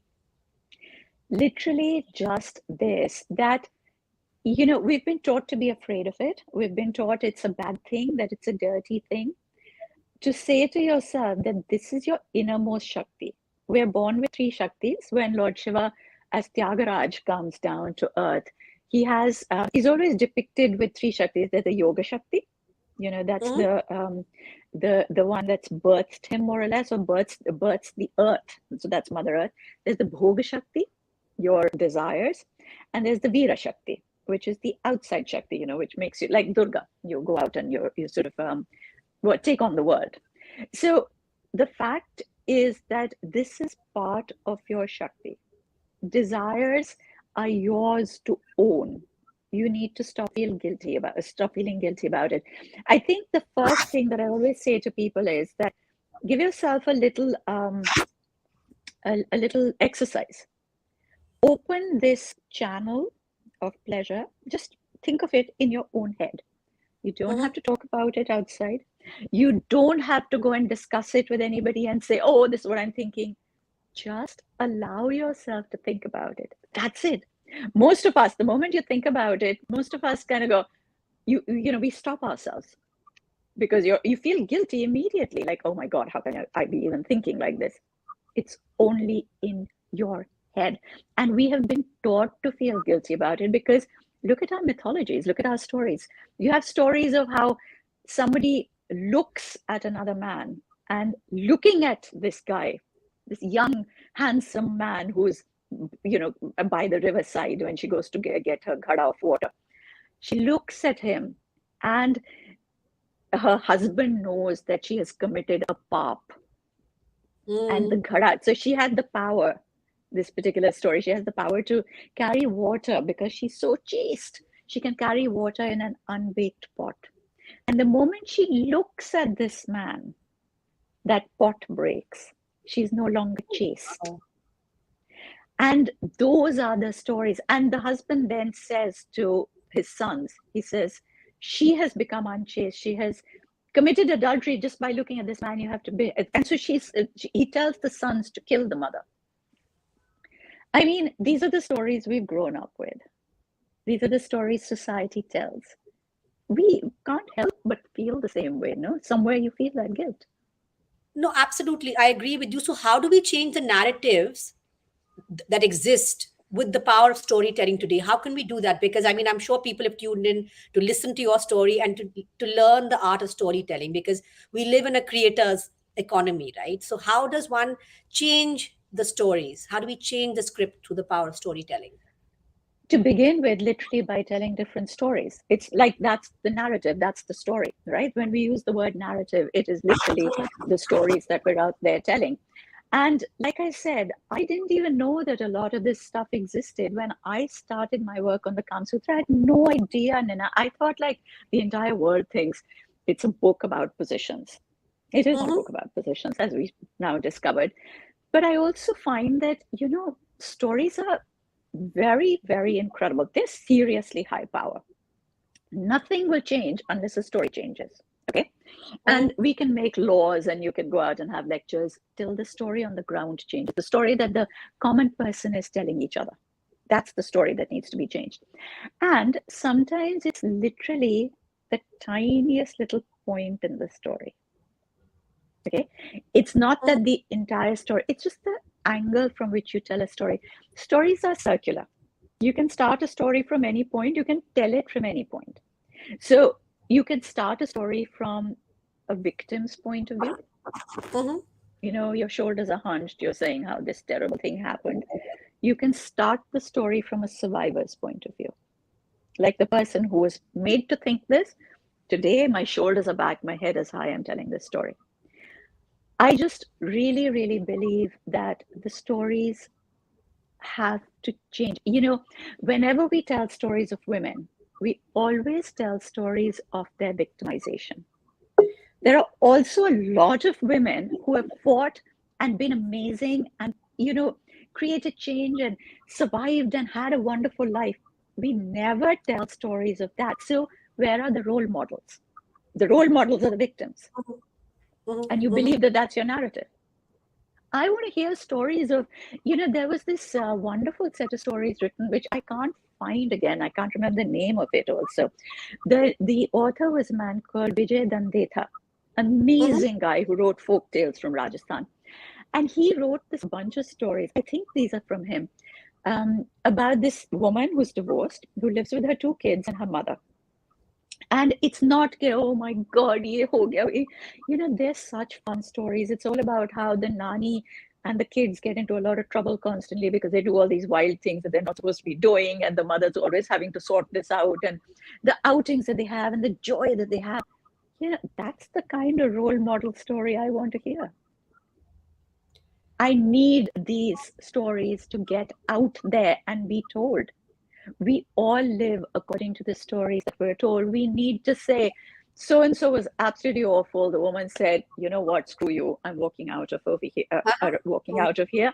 Plus, I'm taking you to court. I'm telling the entire society so people can point a finger at you.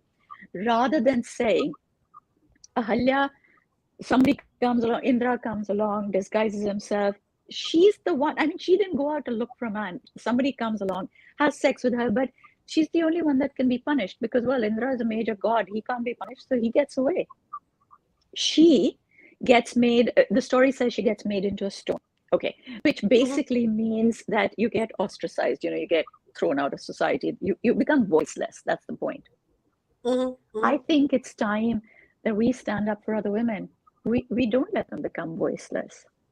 We are their voice. So if a woman is being treated badly and all of the people around her, instead of are making sure that she's pushed down because, well, she's standing up for herself, then it's the other people around her that need to come along and say, no, you don't get thrown out of society. We are here for you. You have a voice.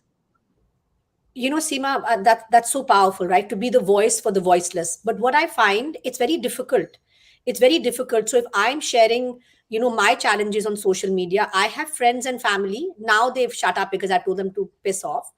But if I'm sharing my personal stories on social media, I'm told, why are you doing it? Why do you want attention? Why are you talking about your life?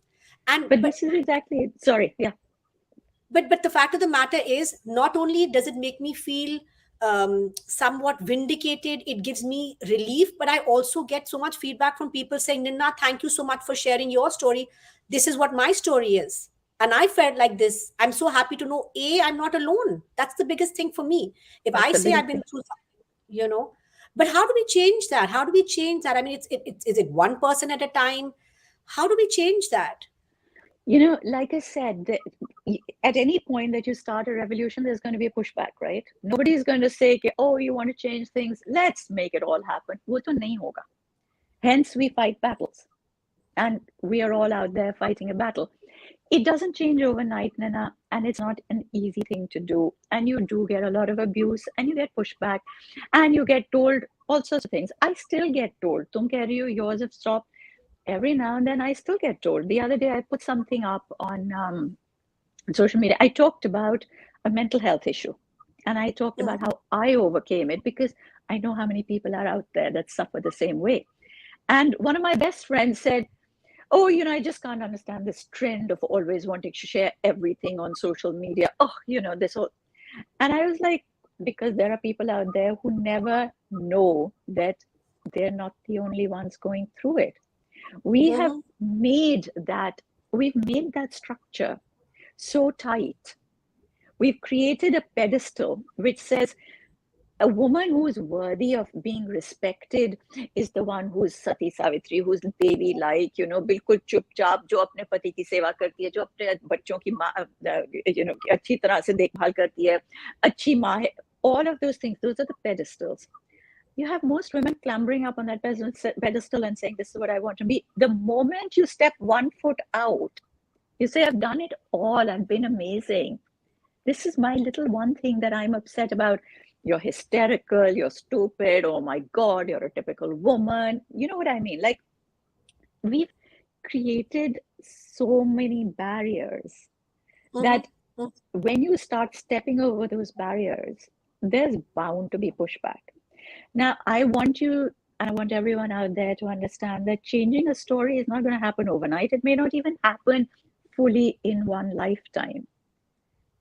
It can take a long time, because our brain is made up of layers and layers and layers of thoughts and ideas and preconceptions.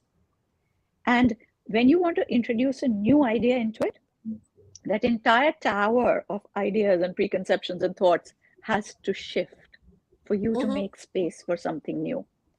It's next to impossible, which is why I always say, you use what's there already. You take an existing story that exists, you just tell it from a slightly different angle, just slightly different, because if you change it too drastically, it intimidates people, it frightens people. So they don't want to do that. Make it the tiniest change. And what I like in the introduction of the Kama Sutra is that Vatsyayan also says, make it aspirational. So like when he's writing this book, people think that in the 300 and something AD, when Kama Sutra was written, that the society in India was very open and wonderful. It wasn't. It was exactly the same. There was the misogynistic strand, and there was the people who were fighting for empowerment. So he says that it is really important to make sure that the woman in your life is fully pleasured. And you think, well, why should a guy now take time out? I mean, he's had centuries of saying, I'm the one who's got to be pleasured. तुम्हारी क्या इसमें जरूरत है? हम तुम्हें क्यों सुने? तुम्हारी बात क्यों सुने? So he tells them, he makes it aspirational. He says, if you can do that, your business will do a lot better. If you can make sure your woman is fully pleasured, she will not go out and spend your money needlessly and waste it on other people. She will save your money. She'll look after your household. She'll make sure So he kind of paints this picture of a proposed paradise, okay? Then he says, if you can be the man who's such an amazing lover, who takes the pleasure of his woman so into consideration that every day, because the body is very limited, right? You can only do so much with the body. And yet every day you can come into the bedroom and do something slightly differently as to bring this wow factor to her. You can then become a better warrior, because you'll bring the same skill to the battlefield. You know, when you're out there shooting the bow and arrow in the same old way, you find a way of surprising your opponent. So it's a skill for you. So you see what I mean? You have to, changing a story or keeping it the same is not easy work. You know, my friend Nivedita Menon, who is the professor of feminism at JNU, she wrote a book, and the opening sentence in the book is that it's like wearing nude makeup, okay? Where you wear makeup and to show that you haven't actually worn makeup. So it looks like there's nothing there. And keeping a story the same, because as time moves on, stories will automatically change because we change. But for the powers that be, they want to keep the story the same. the machinery that goes into action underneath the story to keep it the same so that the woman is still in control, or the people of a certain community are still in control, or whatever. There's a lot of work that goes into it. So changing a story is not easy. It takes a lot of work. It takes a lot of dedication. You have to be really determined and say, ye to main karungi. And yeah, provide more role models for anybody out there who's telling stories, who write. I mean, these days, so many people are amazing. They're creating content, they're writing stories. Write stories of empowerment. Don't write stories of the victimization. I know that the victimization exists, but if we're going to come out of that whirlpool, you have to find a break somewhere. You have to find something for people to look up to. So, Seema, you've been actively telling stories, right? And now the last 2 years on social media, you've put out so much content. I mean, I've seen you grow like, good Lord, you have like more than 500,000 followers today, right? So I'm wondering, you're doing such a super job. You've shifted the needle, definitely. There are a handful of people in this space, right? Talking about sex, sexuality, pleasure, desire, all of that. You've been on for 2 years, right? You've been through your personal challenges, I'm sure professional challenges, life, all of that. Doesn't it get exhausting? Because I sometimes feel I'll get in the groove. Like when I was in Kasoli for 4 months, when we did that thing together, when you did my thingy, the interview, it was lovely. I was in the groove. I kept on churning out content. I came back to Delhi. Suddenly, it just wasn't happening. So what do you? I mean, I'm nothing compared to you, but you're constantly churning out content. How do you do it? And do you take a break? How do you make it I work? take a lot of breaks. Last year, several times, 3 times in the year, I think I just went off social media for almost 2 months at a time. You get exhausted. Everybody gets exhausted. It's not easy. And it's like a beast with no bottom to the belly. Like it has to be fed constantly, social media. But I have to just keep reminding myself that literally, well, for me, for instance, that's not my first job. I have a lot of work outside of the social media. This is something that is an alongside thing, if you know what I mean. But yeah, you need to take a break. You need to look after yourself, and you need to. Okay, let's start with this. The first thing about social media is to understand how to put out a story, because unfortunately I'm used to being invited to go to places, to be standing on a stage and to be told कि घंटे का है, but please थोड़ा सा extra कर देना ना, you won't come. So I'm used to being told you have to talk for longer. You come onto social media, and if you put something out that's 60 seconds, it's too long. It's got to be 30 seconds. My biggest issue is that if I want to create change, how the hell am I going to do it? If I'm going, that kind of feeds into the narrative of the stereotype, because 60 seconds, 30 seconds, forget. I mean, 60 seconds, you cannot change. I cannot give you an explanation. Right? And so if you want something that will get across to people so that they come and listen to your longer stuff, you literally have to learn how to tell that story. There's got to be like a one sentence thing which grabs them and hopefully pulls them in towards something else. So that's one thing.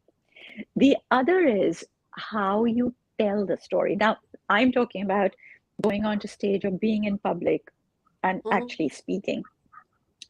One of the things that people always say, I mean, people have a lot of misconceptions about how they think stories should be told to make people more excited. So some people are like, oh, it's only 10% is content, etc., etc.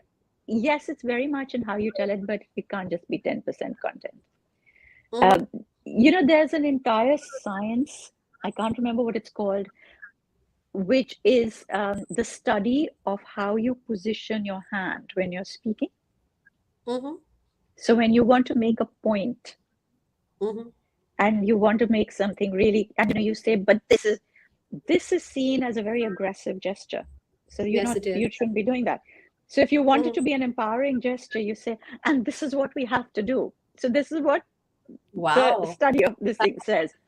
But how you position your hands, how you position yourself is so important. So for anybody out there who's wondering when they actually say something, my advice always is that there's a few things that you take into consideration which make something sound a little bit more authentic, because the moment you sound rehearsed, nobody wants to listen. Absolutely. Yeah. Okay. So I always say start with a personal story, because you know your personal story better. And so you're going to be able to tell it more easily. It's more natural. The other is that a lot of people out there will say, oh no, I never rehearse beforehand. I don't need to practice. I just go out there and I just say it, Okay, bad idea. Most people are too polite to tell you, but you don't sound good when that happens because you're waffling. Always understand what the point is that you're trying to make. And what I realized over time is that you can't be subtle about your point. You have to say it out. You say, the point I'm trying to make is this. It's important. Really, really important thing is you plant your feet very firmly on the ground. It changes your posture. Okay, let me do this now. Hold on 1 second. You kind of got to that point where you understand how to talk, so that's not an issue. But a lot of times when people are on stage, etc., if you ever do yoga or Tai Chi, you'll notice that when you have to do like the tree position, like you have to stand on one leg, or in Tai Chi, when you move from one thing to the other, it's all about balance, right? So if you are not focusing, if you haven't planted your foot firmly on the ground and you lift the other one up, you're going to topple over. And we all know that the day that you focus, you're fine. It's the same thing. If you are not balanced in your physical stance, your words will not come out properly. Wonderful. If your body is unbalanced, your words will not come out the right way. Balance yourself. It's so important. And finally, I find a lot of times when you're either nervous or you're trying to make a point, or you've rehearsed something really well, you go up in pitch. People start from here. Yeah. Okay. Lean back, take a deep breath, and go to the bottom of your stomach. Bring out a slightly deeper voice. It's amazing what it does to actually stabilize your story. And last thing, that's my 5th point, push your shoulders down. Physically push everything your shoulders down. It makes, I can feel it already. Yeah. It's amazing. That's instant relaxation. I was just saying, I said not enough time with you, but thank you so much for taking the time, Seema. We need to do this again for a longer duration, but I do appreciate your taking the time. It means the world to me and to everybody who's tuned in. I have a bunch of friends and family who are waiting for this conversation, and I'm sure that all your followers who wanted to learn these tips that you've shared will really appreciate what you've just spoken about. So thank you so much. Thank you, Nina. Thank you. Such a treat to have this conversation with Seema. Stay tuned for our next conversation on women's health, anatomy, and other things where we'll be talking about sex ed, body ed, and cancer prevention. Yes, 40 minutes is not enough, but we're trying to pack in as much as possible for you guys. So stay tuned. Dr. Kuteris, Dr. Narendra will be joining us. Dr. Pratik and Dr. Lakshmi will be joining us right on the other side. See you in a minute. Thank you.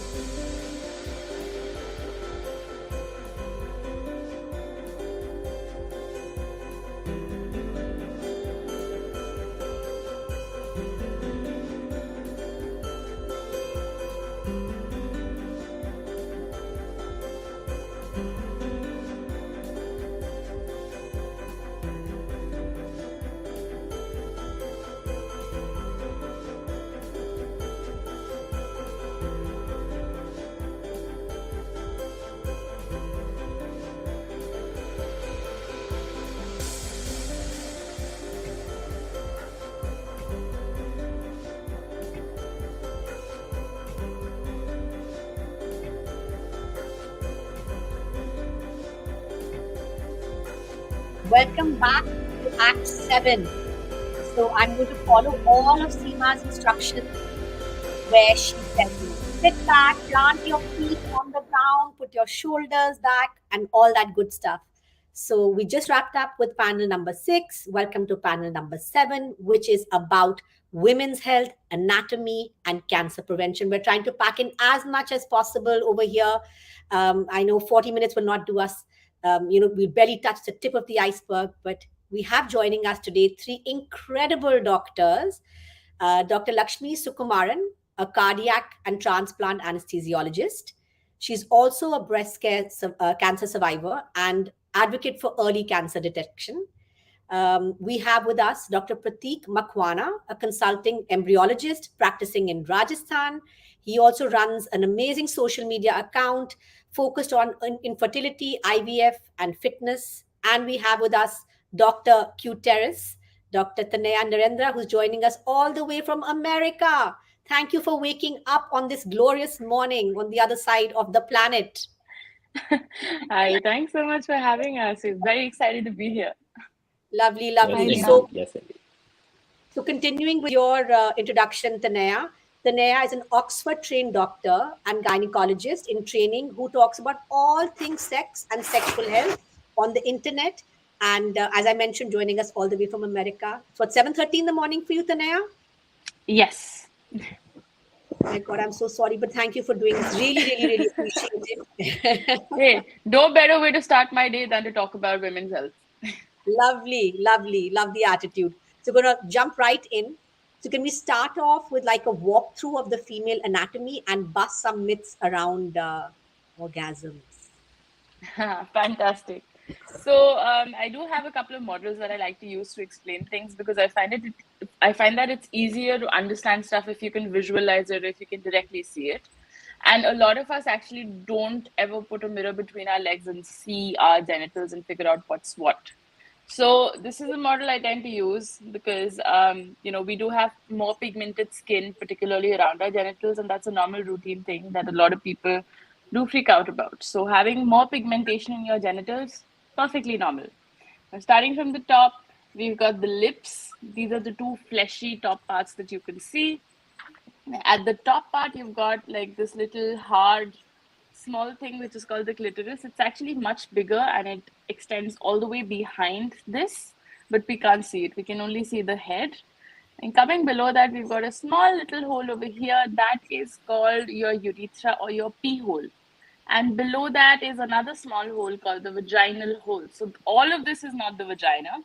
All of this is called the vulva, and the hole which leads to this canal on the inside, that is the vagina. So coming down from there, this is surrounded by 2 of your inner lips, which can be longer and fleshier in a lot of people, which is also normal. Can be lower hanging, can be asymmetrical. One can be bigger, one can be smaller. And then coming down, we go backwards, and then there's a little piece of tissue, and then we have the butthole. So this is what it looks like externally. Internally, it's quite similar. So again, we've got the same thing externally: clitoris, lips, vaginal opening. We don't have the urethra here, unfortunately. And then we lead up to the long canal, that is the vagina, which we just spoke about. This is something really important to remember. This is the vagina. This is not the vagina. And then on top, we have got the uterus. This is where, this is kind of the room where the baby hangs out. And this is also the place where all of the tissue on the inside comes out on a period. So everything that's stuck inside here, think of it like when we like to stick Fevicol on our hands and peel it off. When we were younger, your uterus kind of does the same thing, where it peels off everything on the inside and gets it all out along with blood. And we've got 2 little bumps on the side. These are called your ovaries, and these contain all the eggs we have in our body. And we are born with all the eggs we're ever going to have. Unlike men who can keep producing fresh sperm every day. That's not fair. That's not fair. Fixed deposit wala scene hai yahan pe. So this is connected with 2 tubes, which I don't have here, but these 2 tubes help the egg go inside. And when, in case somebody is having sex with, where there's sperm involved, the sperm climbs up into the fallopian tube or the uterus tube, whatever you like to call it. And over here is where fertilization happens, which is where you make the baby, where the egg and the sperm fuse together. And then it comes and, makes the baby who hangs out here. So this is all of the downstairs department. Tanaya, I've seen you have that other model which shows the clitoris in the front and then shows how much it extends in the back. It's like, what, 100 times more in the back? How many times more? So the clitoris is about the size of your palm. It depends, it's different for different people. Some people have a larger clitoris inherently, some people have a smaller clitoris. So while we only see this much, which is the head of the clitoris, the actual clitoris in and of itself is about the size of your palm. I do have a clitoris model here. Oh, hang on. Because I've seen on your videos, you definitely do have one. Whether you have it accessible, I don't know. Yeah. But I think it's worth showing. There you go. There you go. This is the actual entire clitoris. And what we see is just this. And then all the way behind it extends all of this, which is why for a lot of people, if you have to, maybe like this would be a better way of understanding. So if all of this is behind the vulva, so when you do stimulate the vulva, you are indirectly stimulating the clitoris. So a lot of people find that pressure over the vulva or stretching the skin of their labia or pulling on genital hair, all of these things can be indirectly stimulating the clitoris. So a lot of people do enjoy this kind of stuff for this indirect reason. Oh, wow. Can you bust some myths around orgasms, please, Tanaya? What are some of the myths that you hear? I think the number one myth that I hear is that orgasms and masturbation are bad for you. And this is absolutely nonsensical. There is no reason why orgasms would be bad for you. Masturbation can be bad for you if you're doing it compulsively, or if you're doing it in a way that's injuring you or endangering you. But other than that, these two things are actually really good. So how I always explain is, it is there's say for example, you're in a new relationship. Right. And then if you already know what your likes and dislikes are, how you like to be pleasured, how you enjoy touch, how you enjoy sensations, is better for your partner and you together to work towards making a better, healthier sexual relationships. It's kind of like coming with an IKEA manual for yourself, your IKEA manual on orgasms. So if you do have that, it's great. But even, if you put the partner equation out of the window, by and of yourself, orgasms are wonderful. They lead to better heart health. They lead to better skin. They lead to, I didn't know about the skin thing. I didn't know about the skin thing. So that's it makes your skin flush. You get better blood flow to your skin, which is always good. It helps heal scars and things like that. So, it's better for your skin. It helps you relieve stress, which means you sleep better. There is some research. I mean, there's only one long established research on this, but they do suggest that masturbating more than 21 times a month can reduce your risk of prostate cancer by 30%. Oh my god! Wow, guys, are you listening? Seriously, lovely. 30% is a huge number. Really, seriously. Well, thanks for that, Tanaya. Lakshmi, I'd like to come to your story, right? And sure. I'm not going to steal your thunder. Please, I'd love for you to share your story. Hi, Nina. Hi, Pratik. Hi, Tanaya. So nice to finally meet you guys. So I am a doctor. I'm a cardiac anesthesiologist and a breast cancer survivor. So I was diagnosed with breast cancer in 2019. So I had invasive lobular breast cancer, which is a rarer type of breast cancer, I'd say. And I'm completely cured now. I had to undergo 2 surgeries and radiation therapy, and I'm here now, talking to you guys about this. So yeah. So basically, I got diagnosed in 2019. I didn't have any symptoms as such. I didn't have a lump. I did not have any, what would you say, those red flag signs that suggest carcinoma as such. But it was October, and as you all know, October is Breast Cancer Awareness Month, and I kind of noticed a subtle change in my breast. The left breast was slightly different from the right. And then it was Breast Cancer Awareness Month, and my friend was doing some tests So I just went to her and got the mammogram done, and incidentally, I got diagnosed with breast cancer. So so that's how my story came. Like, I didn't have any symptoms. I didn't have a lump, nothing as such. So so I'd say, like, and I am so guilty to admit that I've never done a self-examination before. I mean, it is so important to actually be aware of your body and to actually know that, like, this can happen, and this can happen to anybody. So I'm somebody who never had. So this happens via genetics also. Like, if you have a genetic predisposition to breast cancer, you can have a higher chance of having breast cancer, right? Like, if your mom or your aunts or anybody in your family has a breast cancer, then you have increased chance of having it. So I never had any person in my family having cancer as such. I was not on any hormonal therapy. So I did not have any sort of predisposing factors. I just incidentally found out that I had breast cancer, and I was so lucky to like, diagnose it pretty early. That's And then I go very to Lakshmi. yeah. So that's why I'm like, so I mean, I'm advocating on breast cancer awareness in the sense that everybody needs to, like, do self-examination. Everybody needs to at least do a mammogram, like, once a year. So Once a year. initially, once a year for sure, like, because people What initially age, used to say, yeah. what age onwards? What age onwards? So that's what I'm saying. Like, initially, they advise mammogram after 40 years, but nowadays, like, people in their early 30s have been diagnosed with breast cancer. Like, it's very frequent in yeah, in those age groups, like late 20s to early 30s. So if you find any subtle changes in your breast, the most important thing is to be self-aware of your body, in the sense that if you can do a self-examination every month, that's the best thing that you can do. And if you find, like, subtle changes, do not hesitate to go to an oncologist or an oncosurgeon, because it just takes a matter of a visit to a doctor, but then it can actually save your life. So because early detection is very important, in the sense that if you get diagnosed with breast cancer in stage 1 and stage 2, it is completely curable. Like, it's completely curable.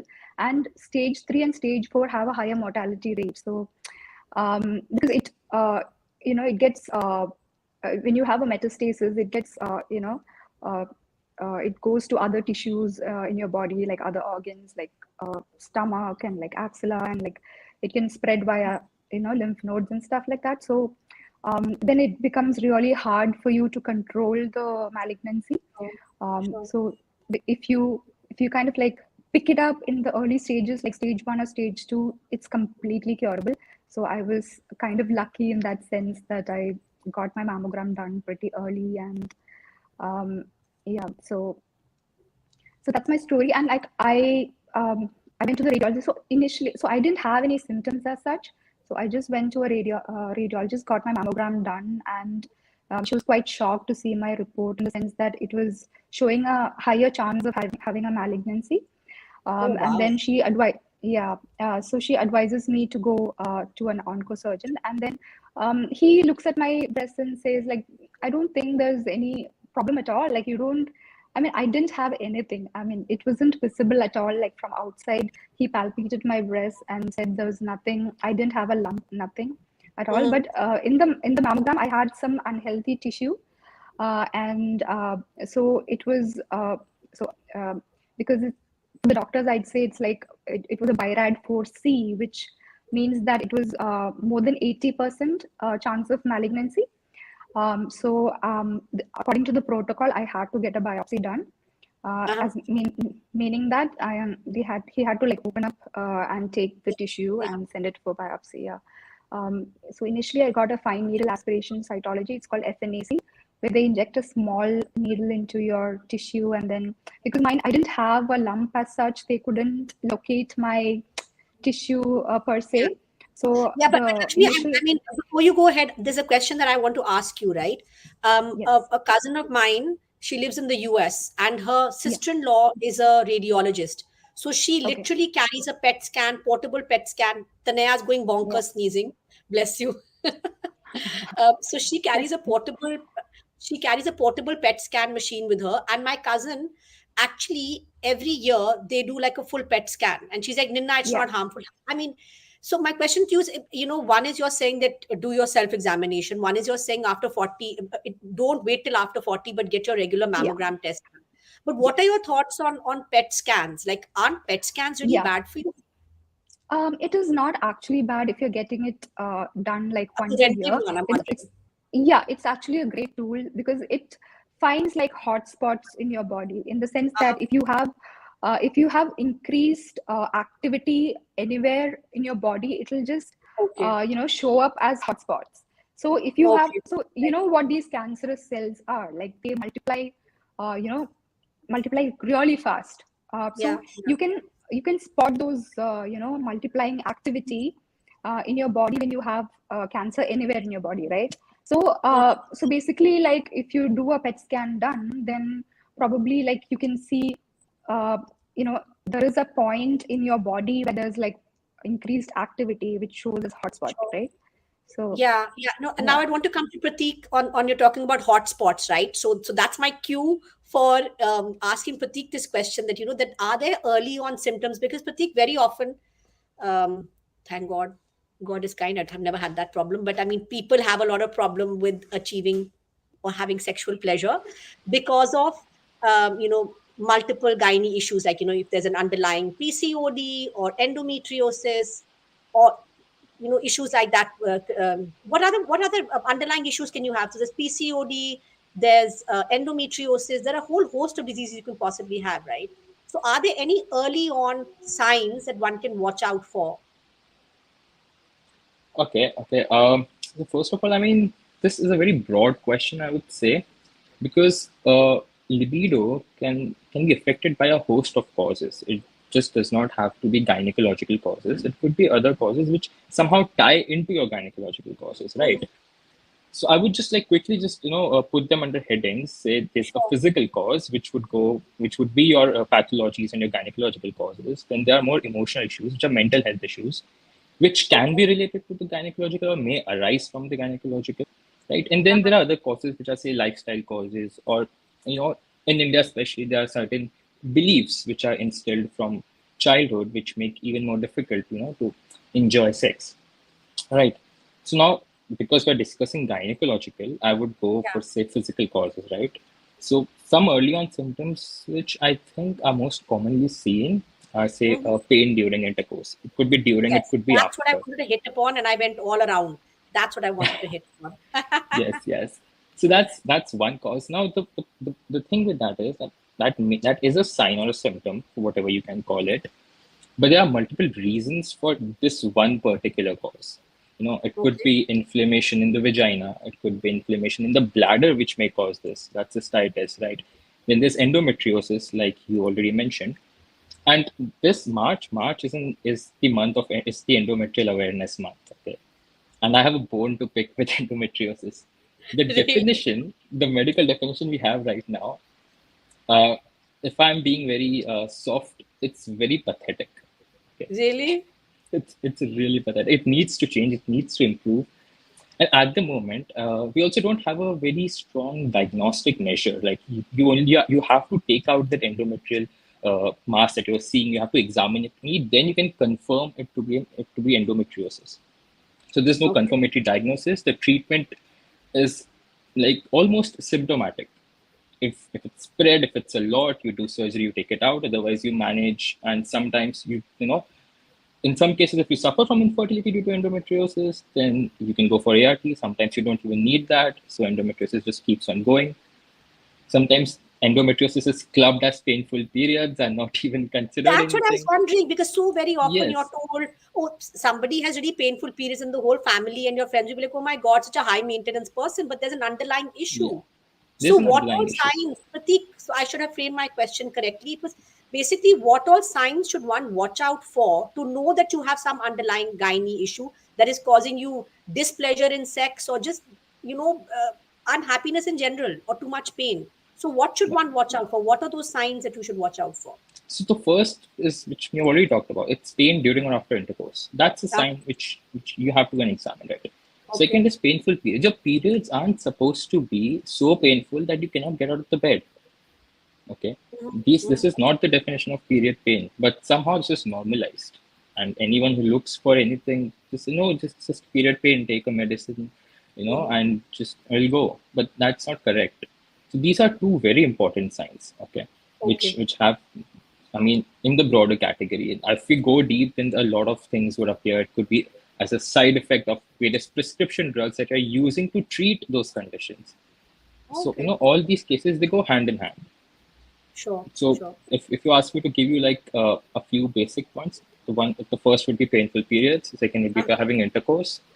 And if you see any, because the pain during sex is not just because of endometriosis. So if you see any infections, if you see any foul smelling, if you see discharge, all that for a prolonged period of time, those infections, say urinary tract infections or sexually transmitted infections, they can go on and they can become very serious because they won't treat themselves. They will only go on and become very serious.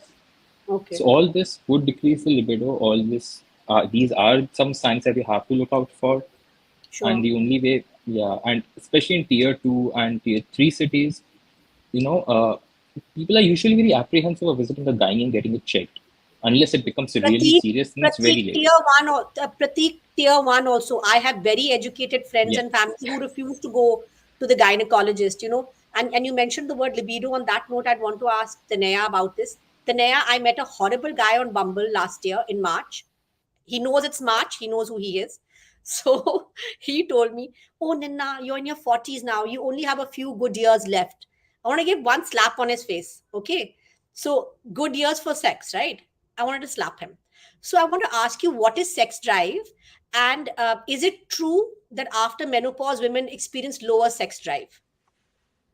So, give another slap to that guy from my side as well. This is absolute and utter nonsense. The reactions to menopause and sex drive can be different for a lot of people. Some people tend to enjoy sex more. I'm nowhere near menopause, but this is what he said will happen in a few years. Just putting it out there. So go ahead. Hey, there's nothing wrong with menopause. It's a beautiful transition in somebody's life. And, it's just like puberty 2.0, right? I mean, puberty sends us new things in life. Sure, it can be difficult if you don't know what's happening. But if you do understand what's happening in the background, it can be an comparatively easier transition. And the same can be said of menopause. That, if you're equipped with the right knowledge, it can be really, really helpful. So a lot of people find that when they do hit menopause or when they're perimenopausal, which is around the ages of menopause, they find that their sex drive just shoots right up because the anxiety that normally comes with having sex for a lot of people, like what if I get pregnant, or you usually have younger children in the house, and that equation is sort of out of the window usually. And some people find that by the time they grow older into their body, they find that they are more comfortable around body image issues. So some people do find that there is an increase in the sex drive they experience, but for a lot of people who do find that there's a decrease, it's because of very physiological things. Now, what happens in menopause is that the normal hormones that you have in your body are kind of like sitting at this level.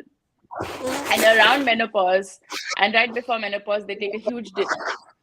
So all the functions that are supposed to happen normally by these hormones, they obviously take a hit. Things like, estrogen keeps your vagina nice and moist, and it supports the vaginal tissue to be strong and healthy, and it supports the vaginal bacteria that create sort of a safety net in the vagina to prevent any bad microorganisms from growing there. Now, this estrogen is gone, which means your vagina is now dry, which means that the healthy microbiome is also gone because, there's dryness, which means that having sex can be quite painful. So people do find that, if you've ever had sex where you're not lubricated, you know that pain, but amplify that pain with dryness as well. Just like rub your hand on a dry piece of arm skin. Not good. But Tanya, I'm just wondering, okay, on a serious note, that actually wouldn't a lubricant help in those cases when you're menopausal, that you should use lubrication? And another question I wanted to ask you is that people talk about having supplements like having rose hip, this and that. Is there something that you advise women when they're perimenopausal or menopausal, supplements to have? Okay, so lubrication is great whenever you're finding that there is any problems with lubrication, be it menopausal or non-menopausal. But when you are menopausal, you can speak to your doctor who can give you estrogen-containing lubricants. Now, this is not indicated for people who have a history of breast cancer. But if you do not have that, you can use estrogen-containing supplements, which not only give the lubrication, but also directly provide estrogen to the vagina. So all of the other side effects we talk about are also gone. Oh, wow. It's very useful. And a lot of people around their menopausal age find that they get a lot more UTIs because of the vaginal dryness, which means bad bacteria growing and then climbing up near the urinary area. So a lot of people also find relief using estrogen containing creams for their UTIs. Now, moving forward from there, there are a lot of supplements that are there on the market that say they will help you with menopause, but very few actually have any evidence behind them. The one that was used earlier a lot, but sort of has fallen out of fashion now, is evening primrose oil. It was also used a lot for PMS. Rose hip and primrose oil is what I've been hearing about, like since back in the day. Oh wow. So we had a very strange, interesting situation in my house. My mom had me when she was 41, so which meant when I hit puberty, she hit menopause. So we had a very tense atmosphere. Sounds like a good Lord. And what about your dad? How did he manage? God alone knows. So my mom used to use a lot of evening primrose oil, and it was helpful for her generally in managing, the vasomotor symptoms, or what we call the vascular symptoms, where you get a lot of hot flushes, where your skin can experience weird changes. Another thing that's really, really useful is something called valerian root. This is a tea supplement that has been found to have... Sorry, is there an echo? No, there isn't an echo. Okay. There's a lot of tea supplements that people find useful. So valerian root is good for this. There's also a little bit of limited evidence around licorice. But the thing is that for some reason, we don't have enough money going into menopause research, which means that there is limited evidence around everything, but we don't have anything that's we can strongly say कि हाँ menopause में ये अच्छा होता है. So I find that you try something that has limited evidence, and if it works for you, go for it further on. But we don't have anything concrete. But Tanya, most important question, I can believe all this happens, that physiologically, there'll be dryness, there'll be da-da-da-da-da-da-da. But does actually the desire to have sex go? Does that happen? I can't imagine a world like that. Does that happen? So with testosterone is really important. Don't sugarcoat it. Some people can experience it. Sure. But not necessarily for everybody. There's a lot of factors that go behind libido, like Pratik mentioned. There's a lot of mental issues also that go in there, your mood. So it's not solely dependent on your hormones. Okay, thank you for that. Lakshmi, coming back to you now. We lost you for a bit. Like Tanya mentioned, not enough research being done on menopause. That now talking about cancer and fertility, we're seeing it happen more and more. Can you talk a little bit about that, please? Yeah. So, it's a very important thing that you need to preserve your fertility before you start any sort of cancer treatment, because basically the cancer treatment is divided into different types. Like you need chemotherapy, you need radiation therapy, and you need hormonal therapy. Especially for breast cancer, you give hormone therapy in the sense that if your estrogen and progesterone levels are higher, those are predisposing factors to have an increased chance of having breast cancer and ovarian cancer. So basically you are put on medicines that inhibit your estrogen and progesterone receptors.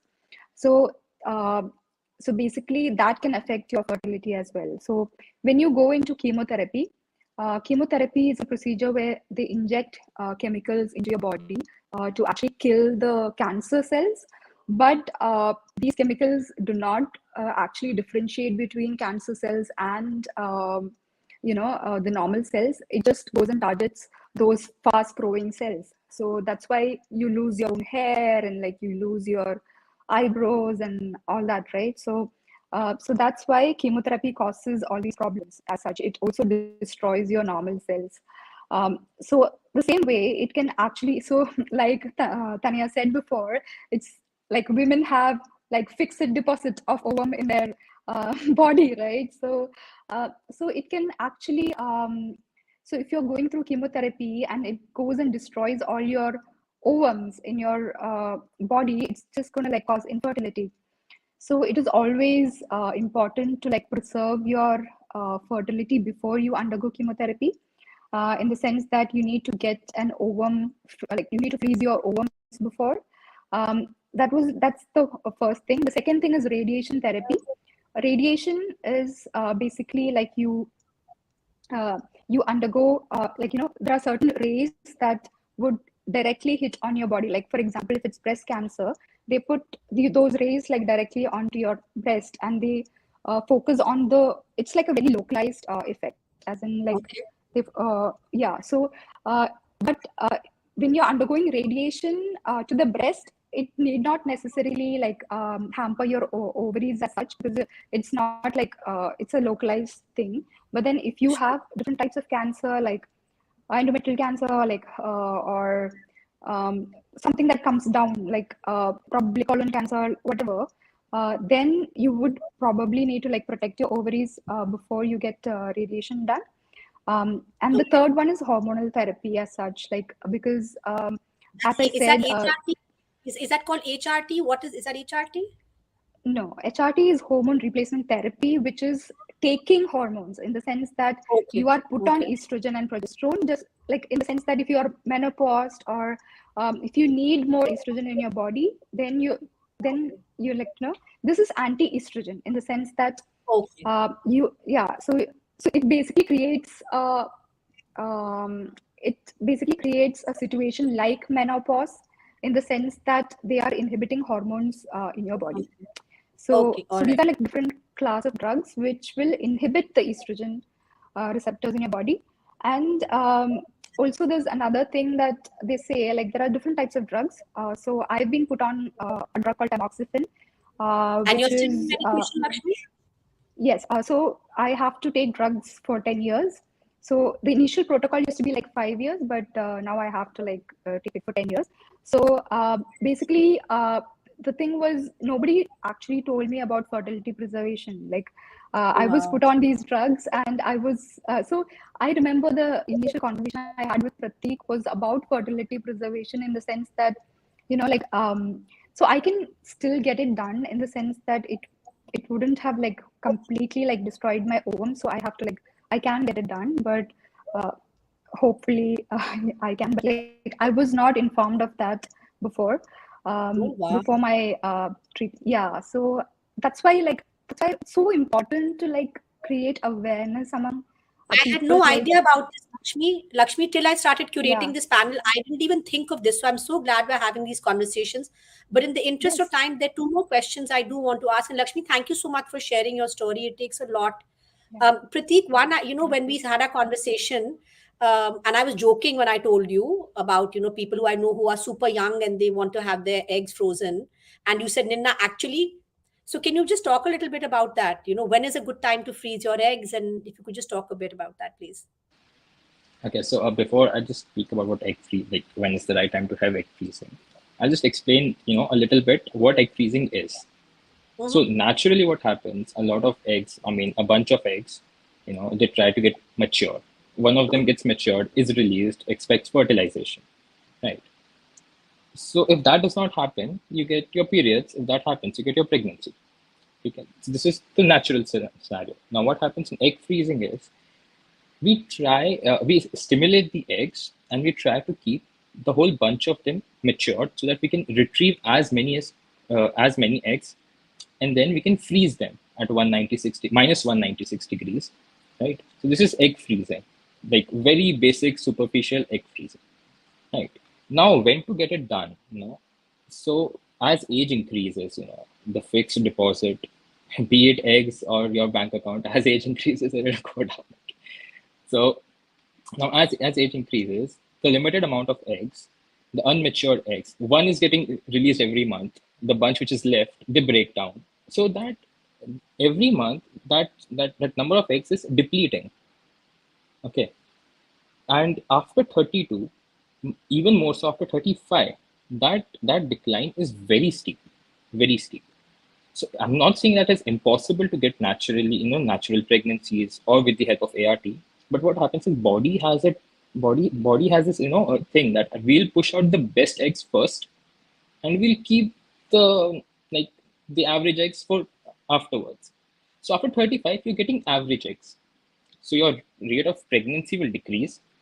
Okay, the chances of pregnancy losses will increase, and because it's an average egg, there are chances of chromosomal anomalies happening. So the baby might be born with some genetic, predispositions, right? Now, in these cases, it's recommended. Say, multiple reasons to get egg freezing done. The ideal age is, from 20s to your early 30s, 32, 33. I mean, you can get it done after 35. People get it done at 40. But then you're freezing those average eggs, which might not even survive the whole thing. After you take them out, when they need to be fertilized, they might not be available for fertilization, right? That's why it's recommended to get them freezed relatively early. Early 30s is like the upper limit, which I would say. Wow. From 20s to early 30s. That's very interesting to learn, and I hope people are registering this, because in my experience, I mean, I've seen my friends get desperate in their late 30s. But I mean, again, like when I started off, I said 40 minutes isn't enough, and I wanted to have specialists on board. But I think next time we're going to have one-on-one with everybody, because there's so much that I want to ask each one of you. But I think I have to be fair to the audience, and somebody has asked this question. And I have to tell you guys that with this event, what has happened is so much work has gone in that suddenly I think I need reading glasses. So this is happening to my phone. So the audience question is, ma'am, can you explain the physiology of hot flashes? So Tanaya, I'm going to hand this question to you, please. The physiology of hot flashes. Is it flashes or flushes? What is it? You have to unmute yourself. So it's hot flushes, and it's called a hot flush because your skin flushes with blood. Okay. So the one thing that happens in menopause is that the way our body can modulate temperature normally, that changes. So with the effect of change in hormones, we're not able to control our internal thermostat as easily. And when we start getting overwhelmed with heat, what our body does is one of the ways of cooling down is when we sweat. If you've noticed, when people who are sweating, their face tends to become more red. And that's because what the body does, it opens up your blood vessels. And this allows more blood, more surface area exposed to the skin, which means there's more effective cooling. So this is what the body does when, again, when you're unable to modulate your temperature in a normal way, your body is just like, oh, send more blood to the surface and then we'll be able to cool down. And, we'll cool down the blood and we'll cool down the rest of the body that way.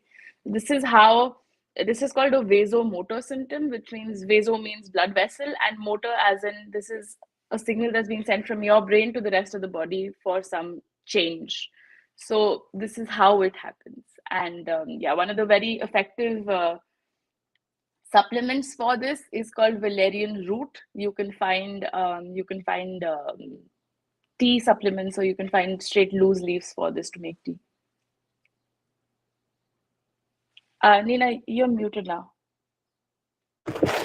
Yeah, thank you for that, Tanaya. As I'm talking to you guys, I'm just thinking there's so many questions I want to know, and I'm in my 40s. One should just do an event around the well-being of women in their 40s. I mean, dynamics mentally, physically, spiritually, emotionally change drastically over the decades. In my 40s, I look at somebody in their 20s crying about something. I'm like, dude, that ain't shit. Wait for it, and the things that you think that matter when you're younger don't really matter.